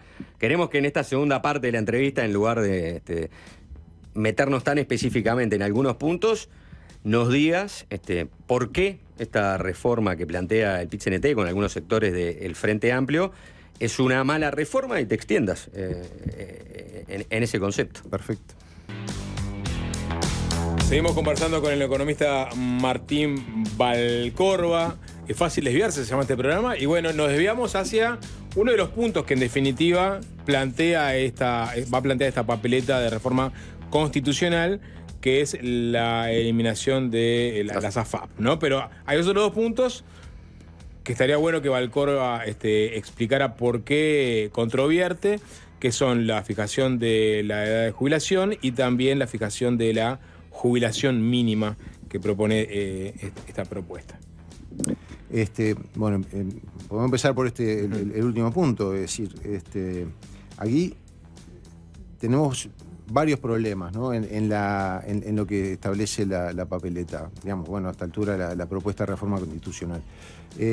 Hay un primer problema que tiene que ver con, entiendo yo, es un error de formulación de cómo está planteado, pero que tiene consecuencias importantes que generan problemas de equidad al interior del sistema, ¿no? Porque, ¿qué es lo que dice la propuesta de reforma? Es que ninguna jubilación ni ninguna pensión podrá ser menor al salario mínimo nacional, ¿no? Equipara cada prestación, cada jubilación, cada pensión al salario mínimo nacional. Y allí tenemos un problema, es que no se hace referencia a que cada jubilado o cada pensionista no podrá tener un ingreso inferior al salario mínimo nacional. Y tenemos situaciones en las cuales hay muchas personas que tienen más, que cobran más de una prestación. Porque tienen dos jubilaciones, o porque tienen una jubilación y una pensión. Inclusive pueden llegar a existir casos que tienen más de dos. Entonces, en ese caso, la aplicación de lo que prevé el plebiscito llevaría a que esas personas que tienen dos prestaciones, por ejemplo, cobraran dos salarios mínimos nacionales. No hay dos interpretaciones ahí. No, por yo creo que la formulación es clara. Digamos, y si la Constitución es clara respecto a que la jubilación y las pensiones, cada jubilación y cada pensión no puede ser menor al salario mínimo nacional, yo después no lo puedo corregir a través de una ley interpretativa. Porque yo puedo interpretar una formulación que pueda generar dudas, que no sea clara. Ahora, en este caso, es claro. Y por lo tanto, yo creo que ahí tenemos un problema porque nos generaría situaciones de inequidad, ¿no? Dependiendo de la cantidad de prestaciones que cada uno tenga. Ese es un primer problema. Un segundo problema tiene que ver con el hecho de recurrir al salario mínimo nacional como unidad de referencia. Hasta el año 2004, por ejemplo, el salario mínimo nacional ya era la variable que se utilizaba como referencia para un montón de prestaciones de la seguridad social. ¿Qué fue lo que provocó el hecho de que las prestaciones de seguridad social estuvieran atadas al salario mínimo nacional? Que todos los gobiernos, después de la apertura democrática hasta el 2005, hasta el 2004, utilizaron al salario mínimo, bajando su poder de compra, a los efectos de gastar menos en las prestaciones de seguridad social. Y de hecho, en esos casi 20 años de posteriores a la recuperación democrática, el salario mínimo nacional cayó en el orden del 65% en términos reales. ¿Por qué? Porque era la variable que se utilizaba para reducir el gasto previsional. ¿Y por qué se da esto? Es decir, porque en definitiva el salario mínimo nacional lo fija el gobierno de turno discrecionalmente, por decreto, ni siquiera pasa por el Parlamento. Ahora, viste que notaron Entonces ese debate, estaríamos atando en la Constitución las jubilaciones mínimas y las pensiones mínimas a una referencia que la fija el gobierno por decreto. Y eso tiene una consecuencia, es que le estaríamos limitando la capacidad que tiene el salario mínimo como un instrumento para regular el mercado de trabajo. ¿Qué era lo que pasaba en el 2004? El salario mínimo nacional no cumplía ninguna función en el mercado de trabajo. Simplemente era la variable que se usaba para pagar menos prestaciones en la Seguridad Social, en el BPS. ¿Por qué? Porque nadie cobraba el salario mínimo nacional, porque era tan bajo que no existía, era irrisorio. Entonces, el riesgo que estamos generando acá, además de las inequidades que comentábamos recién, es que de vuelta debilitemos al salario mínimo nacional como un instrumento que es muy importante a los efectos de poder regular efectivamente los mínimos salariales en el mercado de trabajo. Entonces, esa referencia, entendemos que no es conveniente.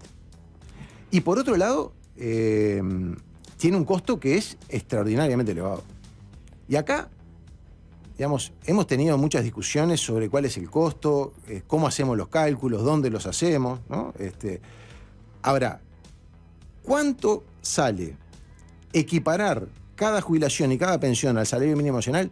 Es un cálculo aritmético. Notaro lo hizo en decisiones informales sobre las jubilaciones. Sobre una partecita. No sobre las pensiones, ¿no? Sobre una parte. Lo mostró en una pizarra. Sí. Bien, ese cálculo, quien lo puede hacer con mejores condiciones es el Banco de Previsión Social, porque tiene la información, tiene la nómina 1 a 1 de cuánto paga de jubilaciones y pensiones.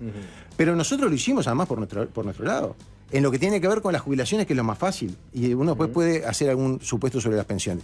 El costo inmediato de esto es del orden de los $1.000 millones. O sea, se aprueba la reforma, el equiparar jubilaciones y pensiones del BPS al salario mínimo tiene un costo de $1.000 millones. Jubilaciones y pensiones, las dos, o sea.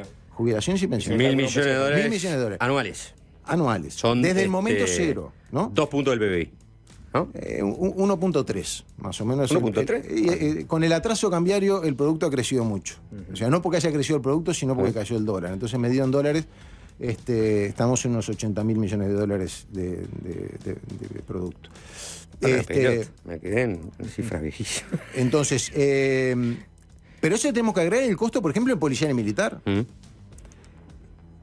Y además, hay otros costos, pero solo si nos consideramos cuánto sale equiparar el salario mínimo nacional, estamos hablando del orden de los 1.200, 1.250 millones de dólares.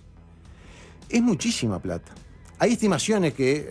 Notaro dijo que su cuenta era de 200 millones de dólares. Sí, pero era de jubilaciones. Ya sé que era de jubilaciones. Y que calculo las pensiones es más aún porque hay más diferencia entre la pensión y el salario mínimo, ¿no? O que también hay menos pensiones. Pero no, son muchas pensiones. Perdón, ¿crees que ellos tienen los números hechos? Te lo pregunto. ¿Crees que los que impulsan este plebiscito tienen los números hechos? ¿Tienen los costos, los números han hecho las proyecciones, los números los tienen? Yo no, digamos, los que manejó Notaro, con el mayor respeto, no son los costos que tienen estas medidas. Y la verdad, la cuenta concreta que hizo de cuánto sale equiparar las jubilaciones actuales, las que están por debajo del salario mínimo, llevarlas al salario mínimo, ¿compartiste esa cuenta o no? Pero lo que pasa es que acá hay, es como estar discutiendo un cálculo que es agarrar que el EPS agarra cuánto está pagando y llevando el salario mínimo y decir cuánto sale eso, que estemos discutiendo eso. Es decir, son los servicios técnicos del BPS, no es el gobierno. Es decir, son los mismos servicios técnicos que han operado el BPS durante todos estos años. Ahora, ¿cuál es el cálculo que habría que hacer? Es considerar todas las jubilaciones que están por debajo de la mínima y llevarlas. Es lo que hizo al salario mínimo. Quiso hacer notar. No fue lo que hizo. Bueno, lo que quiso hacer, por lo menos. Él explicó la metodología, cómo se haría el cálculo. Pero, digamos, la cantidad de jubilados alcanzados por esa medida son mucho más de los que consideró Notaro. Y faltaban todos los pensionistas, que son un montón. En total, jubilados y pensionistas. Me corrijo. No jubilados y pensionistas, sino jubilaciones y pensiones. Bien. Porque acá no importan las personas, sino cada una de las prestaciones. Jubilaciones y pensiones que hoy tienen un nivel que está por debajo del salario mínimo nacional, estamos hablando de 500.000. ¿Ah? Eso es lo que presentó el Banco de Previsión Social al Parlamento. Y esto acá, es decir, uno puede discutir cuando yo hago un supuesto, una proyección al 2100. Es decir, ahí entramos en un terreno en el cual es discutible, puedo decir, bueno, ¿cuáles son los supuestos que estás considerando? ¿Va? Ahora, esto es un dato, digamos, que sale de la liquidación que hace el BPS de lo que paga de jubilaciones. Ponernos a discutir y cuestionar eso, la verdad, me parece que no tiene sentido. O sea, sobre eso, para mí no hay ninguna duda que el costo está en torno a los 1.200, 1.250 millones de dólares cuando incorporamos policía y militar, que además cuando... Claro, y esto no es para el 2100. No, esto es para el 2025. Exacto, esto es para el 2025. Entonces, ¿qué es lo que pasa? Hay estudios, por ejemplo, que hicieron técnicos que se dedican a analizar los temas de pobreza, por ejemplo, pobreza infantil. Dice, ¿cuánto cuesta eliminar la pobreza infantil monetaria? Es un supuesto de mínima, seguramente, por cómo está hecho el cálculo, ¿no? Es decir, es de mínima. Pero estaba en torno a los 300 millones de dólares. O sea, que esto saldría 4 veces más de lo que esos estudios establecen que costaría eliminar la pobreza. Que, repito, es un cálculo de mínima. Pero simplemente para dimensionar, dimensionar de que estamos hablando de muchísima plata. Se usa ese ejemplo porque seguramente tengo un impacto en quienes se quiere convencer de que esta reforma es perjudicial para el futuro del país. No, bueno, miren, con 300 millones de dólares podríamos revertir la infantilización de la pobreza en Uruguay. O ustedes quieren que se aumente el IVA al 35%. Es decir, ejemplos muy gráficos que son muy potentes a la hora de llegarle al público que va a tener que dar o no su voto en octubre. Pero ¿es suficiente cuando tenés del otro lado el argumento de, bueno, vos vas a tener garantizada la jubilación a los 60 años y una jubilación equiparada al salario mínimo? Claro, lo que pasa es que... es un argumento muy potente para contrastar. Claro, que en realidad a veces se dice que quienes no estamos de acuerdo con esto, que tampoco estamos de acuerdo con la reforma, sino que entendemos que hay otro camino para poder hacer los cambios que el sistema requiere, hacemos terrorismo. Y en realidad, digamos, los números son fuertes porque efectivamente el impacto es fuerte. Uno podría decir, sí, es muy atractiva la idea de que me van a pagar más con menos años y por lo tanto es una idea seductora. Ahora, lo que sucede es que, sobre todo en estos temas de seguridad social, uno lo que tiene que mirar es la sostenibilidad de esta medida. Porque si en definitiva lo que estamos haciendo es prometiendo jubilaciones y pensiones muy buenas hoy para quienes están jubilados, ni siquiera muy buenas, porque es decir, acá no es que las jubilaciones sean bárbaras, ¿no? Pero digamos, tenemos otros problemas que son mucho más graves, en mi opinión. Pero es decir, estamos prometiendo mejores jubilaciones para los actuales jubilados y para quienes se jubilen en los próximos años. Pero para el que se jubile dentro de 15 años, 20 años, no lo va a poder cobrar porque el sistema no es sostenible. Las jubilaciones que estamos prometiendo son impagables. Entonces estamos generando un problema de equidad muy grande. Ya no dentro de la misma generación, como decíamos hoy, con los efectos de equiparar el salario mínimo nacional, sino entre generaciones. Porque hoy le estamos cargando la mochila a los más jóvenes para financiar un aumento del costo del funcionamiento del sistema muy grande para mejorar los beneficios que hoy paga el sistema, pero que quienes tienen que cargar esa mochila no van a poder aprovechar esos beneficios porque no se pueden sostener en el tiempo. Por eso es que tenemos que mirar más allá de los 2-3 años. Y tenemos que mirar, yo no creo que haya que mirar al 2100, más allá que las proyecciones en estos temas normalmente miran al 2100. Pero si miramos al 2050, si miramos de acá a 20, 25 años, el costo que tiene todo este paquete de medidas anda en el orden de los 4.000 millones de dólares. Es todo el presupuesto anual que destinamos a educación. Sí. ¿Estás a favor de subir los aportes patronales? A ver, acá hay una discusión que en economías, digamos, normalmente se da, y es que del punto de vista digamos, sustantivo, el costo, los aportes patronales y los aportes personales, en última instancia, salen del empleador. Cargan el costo del trabajo, de la mano de obra. Y si lo que hacemos es, por ejemplo, bajamos los aportes personales y subimos las patronales para decir no quiero recaudar más, simplemente quiero avanzar en términos de una mayor equidad, ¿qué es lo que va a pasar? Es que quien hoy está contratando y que el empleador que hoy está contratando y que le estoy subiendo los costos porque le aumento los aportes patronales, y por otro lado le estoy mejorando el salario de los trabajadores porque le bajo los personales, lo que va a pasar es que va a empezar a pagar salarios más bajos para los trabajadores que va a contratar. Peor el remedio que la enfermedad. Porque en definitiva la cuenta, no, porque el salario líquido para el trabajador va a ser el mismo. El mismo, claro. Porque va a cobrar un salario más bajo y va a pagar menos aportes personales. Porque lo que, desde el punto de vista de la lógica económica, lo que importa es el costo sobre la mano de obra. Entonces, esa es una discusión que a mí me parece que es de segundo orden. Ahora bien, te hago la última porque tenemos que cerrar. Toda esta charla es súper rica, pero después del 30 de junio, cuando la Corte termine de contar las firmas, y haya plebiscito, eso sea una realidad, ahí empezará realmente la discusión. Yo puedo escuchar a los técnicos, pero la gran mayoría quiere escuchar a las personas visibles, a los políticos, Yamandú Orsi. ¿Cuál tiene que ser la actitud de un Yamandú Orsi de cara a la elección de octubre cuando esté esta discusión en la mesa? La tiene que defender a todos los lugares que vaya, que esto es un gran problema para el país y que no hay que votarlo. Bueno, eso habría que preguntarle. ¿Pero qué pensás vos? ¿Qué pensás vos? Yo digo, ¿qué pensás vos? Yo no podría opinar sobre qué es lo que debería ¿Pero hacer. es tan importante como para que las principales figuras militen activamente en contra? Yo creo que este es un tema realmente importante, digamos, para el futuro del país, sin duda. Y que, de aprobarse, las consecuencias serían negativas. Y por eso entiendo que no es conveniente, y lo he dicho antes de que se juntaran las firmas, y lo voy a seguir diciendo.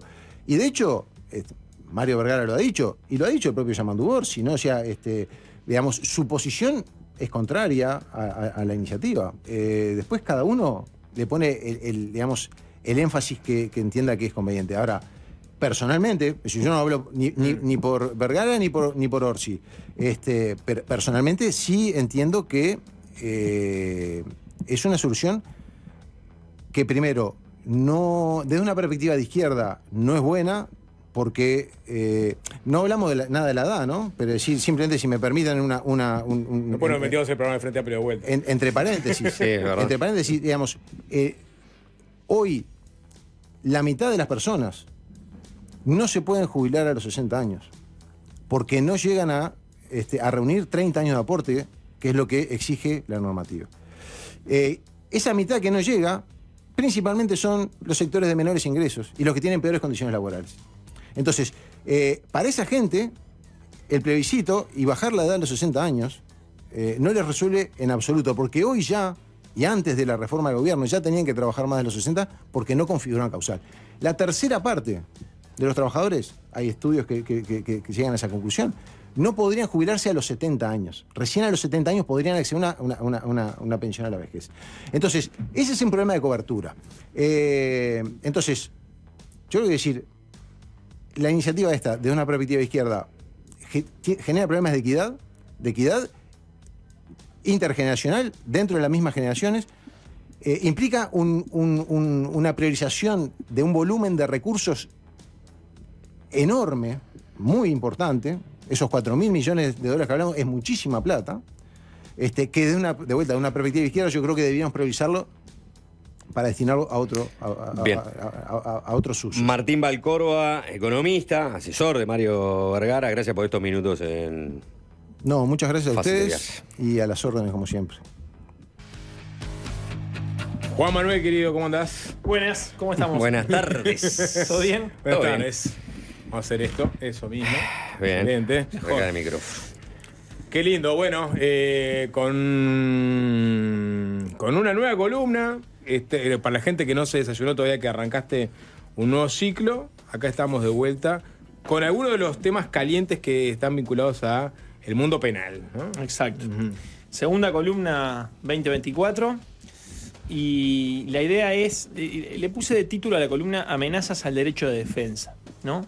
Para, evidentemente que amenazas al derecho de defensa hay muchas, tiene que haber muchas, pero me voy a centrar en una concreta que se ha estado discutiendo bastante en los últimos tiempos, es bastante polémica, que despierta polémica y que además puede ser analizada desde distintas aristas. Es como una conducta que puede ser limítrofe de un montón de situaciones discutibles, que es la percepción de honorarios por parte de los abogados penalistas.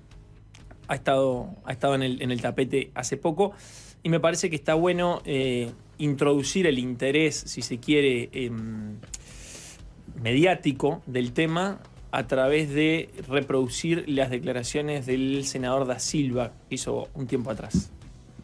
¿Qué te parecieron las declaraciones de Balbi ayer? Hablan de un gestor de traficante de drogas.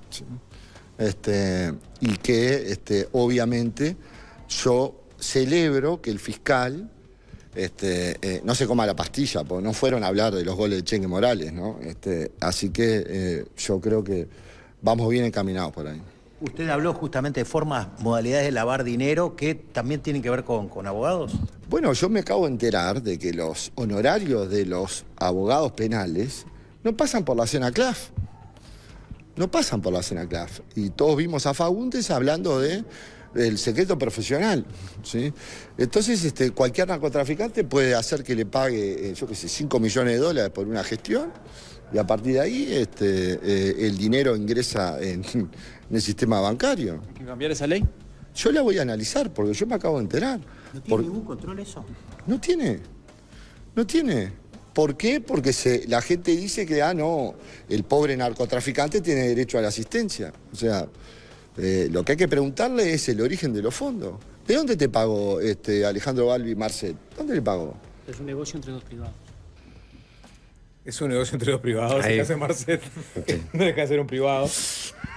La verdad que sí, es un negocio entre dos particulares, sería mejor. Sí. Entre dos particulares. Bueno, la cuestión entonces es que... Mucha cosa tiró a decirlo acá, está bueno para ir para ir desgranando. Mucha cosa tiró. El tema entonces de la percepción de honorarios por parte de los abogados y la procedencia de los fondos con los que se les paga puede ser analizado desde distintas aristas. Yo le marqué 4 aristas, me parece bastante clara. La primera es la obligación de denunciar operaciones sospechosas versus el secreto profesional. La segunda, la posibilidad de pagar honorarios con dinero de procedencia ilícita versus el derecho de defensa. La tercera, el deber de controlar la procedencia del dinero y el delito de lavado de activos. Y la cuarta, abogado como partícipe del delito cometido por su cliente. Esta la vamos a relacionar con la última columna del año pasado, la 7ª, si no me equivoco, que es la que tenía que ver con conductas neutrales. No sé si se acuerdan por ahí. Bueno, la primera, obligación de denunciar operaciones sospechosas versus secreto profesional. Nosotros tenemos la Ley Integral de Lavado de Activos, la 19574, que crea una lista de sujetos obligados a reportar operaciones sospechosas a la UIAF, Unidad de Información y Análisis Financiero. Entonces, distingue ahí sujetos financieros y sujetos no financieros. Los abogados están entre los sujetos no financieros, pero lo dice así: los abogados únicamente cuando actúen a nombre y por cuenta de sus clientes en las operaciones que a continuación se detallan, y en ningún caso por cualquier tipo de asesoramiento que den a sus clientes. Entonces, entre esas operaciones que detalla está cosas que son más propias de conductas con las que se puede lavar dinero, ¿no? Compraventa de inmuebles, manejo de dinero, manejo de cuentas bancarias, pero lo más importante que dice, en ningún caso por cualquier tipo de asesoramiento. Entonces, ¿qué es lo que está diciendo la ley? En ese trabajo, que en esencia es el trabajo del abogado, que es asesorar en derecho, determinar la posición jurídica de su cliente, ¿no? Asesorarlo, decir, esta ley dice esto, cuidado con lo otro, puedes tener un proceso penal de esta manera, lo evitás de esta otra, si te abren un proceso penal tenés estas defensas haciendo esto, lo otro. Todo eso queda excluido. ¿Por qué está excluido? Por una cuestión de preservar el derecho de defensa, ¿no? La única manera de tener un sistema de justicia de verdad propio de un Estado de Derecho es respetar el derecho de defensa. Que una persona se pueda defender frente a la acusación que viene de un Estado.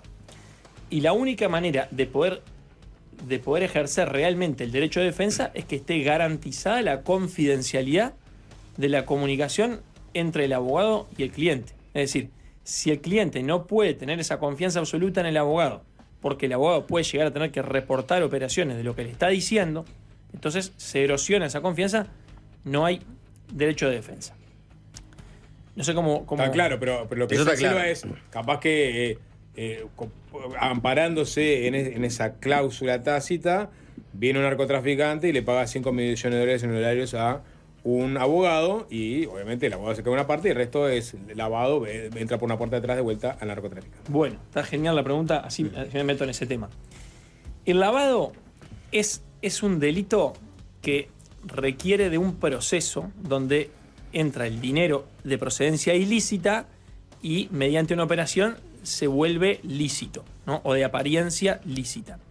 Entonces, para que el presunto delincuente o el delincuente pueda lavar dinero, el dinero tiene que volver a él. Evidentemente que si un narcotraficante le paga 5 millones de dólares de honorarios a un abogado y ese abogado se lo factura y luego que ingresó el dinero a su cuenta bancaria le manda 4.800, bueno, contribuyó en el lavado. Ahí nos vamos al punto 4, que es el último. Yo decía, abogado como partícipe del delito de lavado. Porque ahí lo que está haciendo el abogado es siendo un eslabón en la cadena del lavado, evidentemente, ¿no? Y no va a reportarlo, obviamente, porque es parte del esquema. Entonces, ¿cómo lo descubrís? No va a reportarlo. Lo que pasa es que ahí ya lo que incumple no es su obligación de reportar, sino que incumple la ley, incumple el delito, mejor dicho, lo cumple. Está claro. Mejor dicho, es en ese caso Comete un delito. Comete un delito. Punto. Comete un delito. Punto. Pero estamos hablando de... Ese era el punto 4, donde en aquello de las conductas neutrales, que es cuando yo me valgo de la conducta de un tercero para mi delito, y bueno, hay que ver si ese tercero actuó conforme a su rol, se limitó a actuar conforme a su rol, o si lo adaptó para mi delito, ¿no? Entonces, hay algunos ejemplos medios burdos que poníamos en aquella oportunidad, decíamos, bueno, el vendedor de cuchillos, yo entro a una ferretería y le digo al vendedor, quiero que me vendas un cuchillo. Bueno, tengo estos 3, ¿qué precio tienen? Dale, genial, lo quiero rápido porque me voy a ir a matar al vecino, ¿no? Bueno, el vendedor de cuchillos dice, yo estoy conforme a mi rol de vendedor de cuchillos, le cobré lo mismo que a todos, lo atendí en el mismo momento, no es mi obligación andar impidiendo que, ¿tá? Bueno, el segundo punto, la posibilidad de pagar honorarios con dinero de procedencia ilícita versus el derecho de defensa. Bueno, ¿qué pasa? El delito de lavado de activos lo que busca es preservar el orden económico y financiero de un Estado. Busca que ese dinero ilícito no pueda entrar al mercado formal con apariencia de licitud. No busca impedirle al delincuente gozar de los frutos de su delito. No busca eso. Hay otras figuras que sí buscan eso. Pero acá esto no busca eso. Entonces, al delincuente, o al presunto delincuente, a la persona que está investigada, no se le prohíbe gastar su dinero. El delincuente va a comer en un restaurante y a nadie se le ocurre decirle al dueño del restaurante que controle con qué dinero le está pagando. Y se va a cortar el pelo, a nadie se le ocurre exigírselo al peluquero y a nadie se le ocurre pedírselo al odontólogo ni al taxista, ¿no? Justamente porque el delito de lavado de dinero va por otro lado y no va por este lado de impedirle gozar. Se ha argumentado con esto, de decir, bueno, no podría pagar un abogado y no hay problema con el derecho de defensa porque igual está la defensa pública. Bueno, no, el derecho de defensa comprende el derecho de elegir un abogado de tu confianza y no al abogado que te quiere imponer el Estado. El tercer punto, no sé cómo venimos hasta ahí. No, bien. No, yo pienso, cuando se habla del secreto profesional y el dinero, ¿secreto para quién? ¿No? Porque Sí. en definitiva, lo importante ahí, si existe en todo ese proceso una debida diligencia y que eso no sea un secreto, en definitiva, para quien, por ejemplo, vea el origen lícito del dinero, ¿no? Es decir, en el caso de Marcet entiendo que es interesante porque vos ya sabés que es un narcotraficante, ¿ah? Que en realidad lo que sabés es que lo está requerido por la justicia y que es un prófugo, pero perfectamente puede tener dinero lícito y con eso pagarle al abogado. No necesariamente uno tiene que asumir que lo que está haciendo es pagándole dinero, ¿no? que viene de la venta de cocaína. ¿Ah? Totalmente. Vamos a ponerle eso. ¿Ah? Pero si sacás o quitás eso de lado, ¿no? El caso de la complejidad de que te contrató un narco, el tema del dinero en sí, que cobra un profesional, está dentro de la estructura de normativa como el que cobra un trabajador de radio. Es decir, no tiene ninguna diferencia. Ninguna diferencia. Se sabe, vos tenés que presentar tus números y tenés que pagar impuestos sobre los números que vos presentaste. Por supuesto, una cosa totalmente distinta es que ese abogado va a tener que facturar esos servicios profesionales y tributar sobre eso que cobró como cualquier otro. Claro. ¿No? Eso es otra cosa.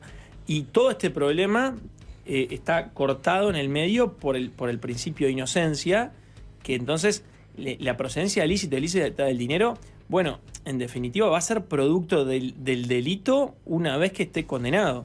Hasta que no esté condenado, no. Juan Manuel, vos, entonces, pasando a raya al segundo punto, vos decís que recibir dinero de un narcotraficante por parte de un abogado es lo mismo que un dueño de un restaurante o un peluquero. Es exactamente lo mismo. Brinda un servicio. Es exactamente lo mismo.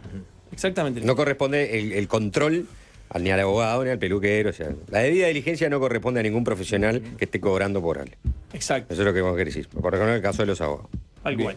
Hacemos una tanda y seguimos. Muy bien. ¿Parece?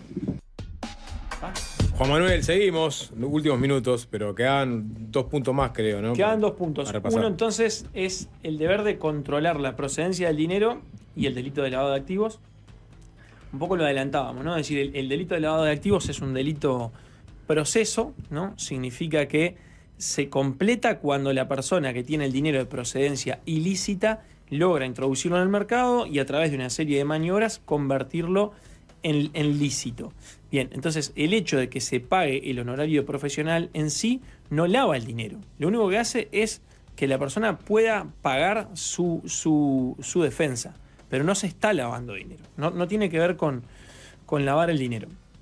Tendría que volver al delincuente el dinero para que se lave, ¿no? Entonces, creo que lo decíamos hace un ratito, tendría que el abogado permitir con alguna maniobra hacer volver al cliente ese dinero. El último punto entonces es el abogado como partícipe del delito cometido por su cliente. Y acá nos metíamos en esto. Bueno, si el abogado sale de su rol de abogado, de asesorar en derecho, y lo que hace es ser funcional a los intereses de lavar dinero de su cliente y realizar alguna operación para que el cliente con su dinero de procedencia ilícita pueda volver a tenerlo, pero ahora en forma lícita, entonces el abogado cometió un delito. Como podría haber hecho el pisero si lo ayudó a hacer lo mismo. Como podría haber hecho el peluquero, el pisero, el odontólogo, es exactamente lo mismo. Bien, perfecto. Básicamente vino la corporación de los abogados a blindarse de cualquier acusación con respecto a sus vínculos con el narcotráfico. Me mandó al colegio de abogados a que venga a representar mi interés. Bueno, pero estaba bueno, era un buen disparador la declaración de Da Silva porque ayudaba a disparar todas estas interrogantes, ¿no? Claro, yo creo que lo que tiene la declaración de Da Silva es que pone varios temas en la misma bolsa. Entonces, una cosa es que el abogado tenga que controlar con el dinero que le pagan. No. Que no se pueda contratar un abogado con un dinero que no está bancarizado. Tampoco. Ahora, si le pagan $5 millones a un abogado, ¿para qué ese dinero? Bueno, entonces estamos hablando de otra cosa. Lo que estás cuestionando no es tanto la esencia del honorario que se le paga al abogado, sino es si una persona se mete en la cadena del lavado de dinero de un delincuente, como puede ser el abogado y cualquier otro profesional y no profesional. Tiene que ver con eso. Perfecto. Bien. Gracias, Juan Manuel. Nos vemos en la próxima. Ha sido un gusto, como siempre. Gracias, Juan Manuel. Nos vamos. Se viene 3-0. Chau, chau.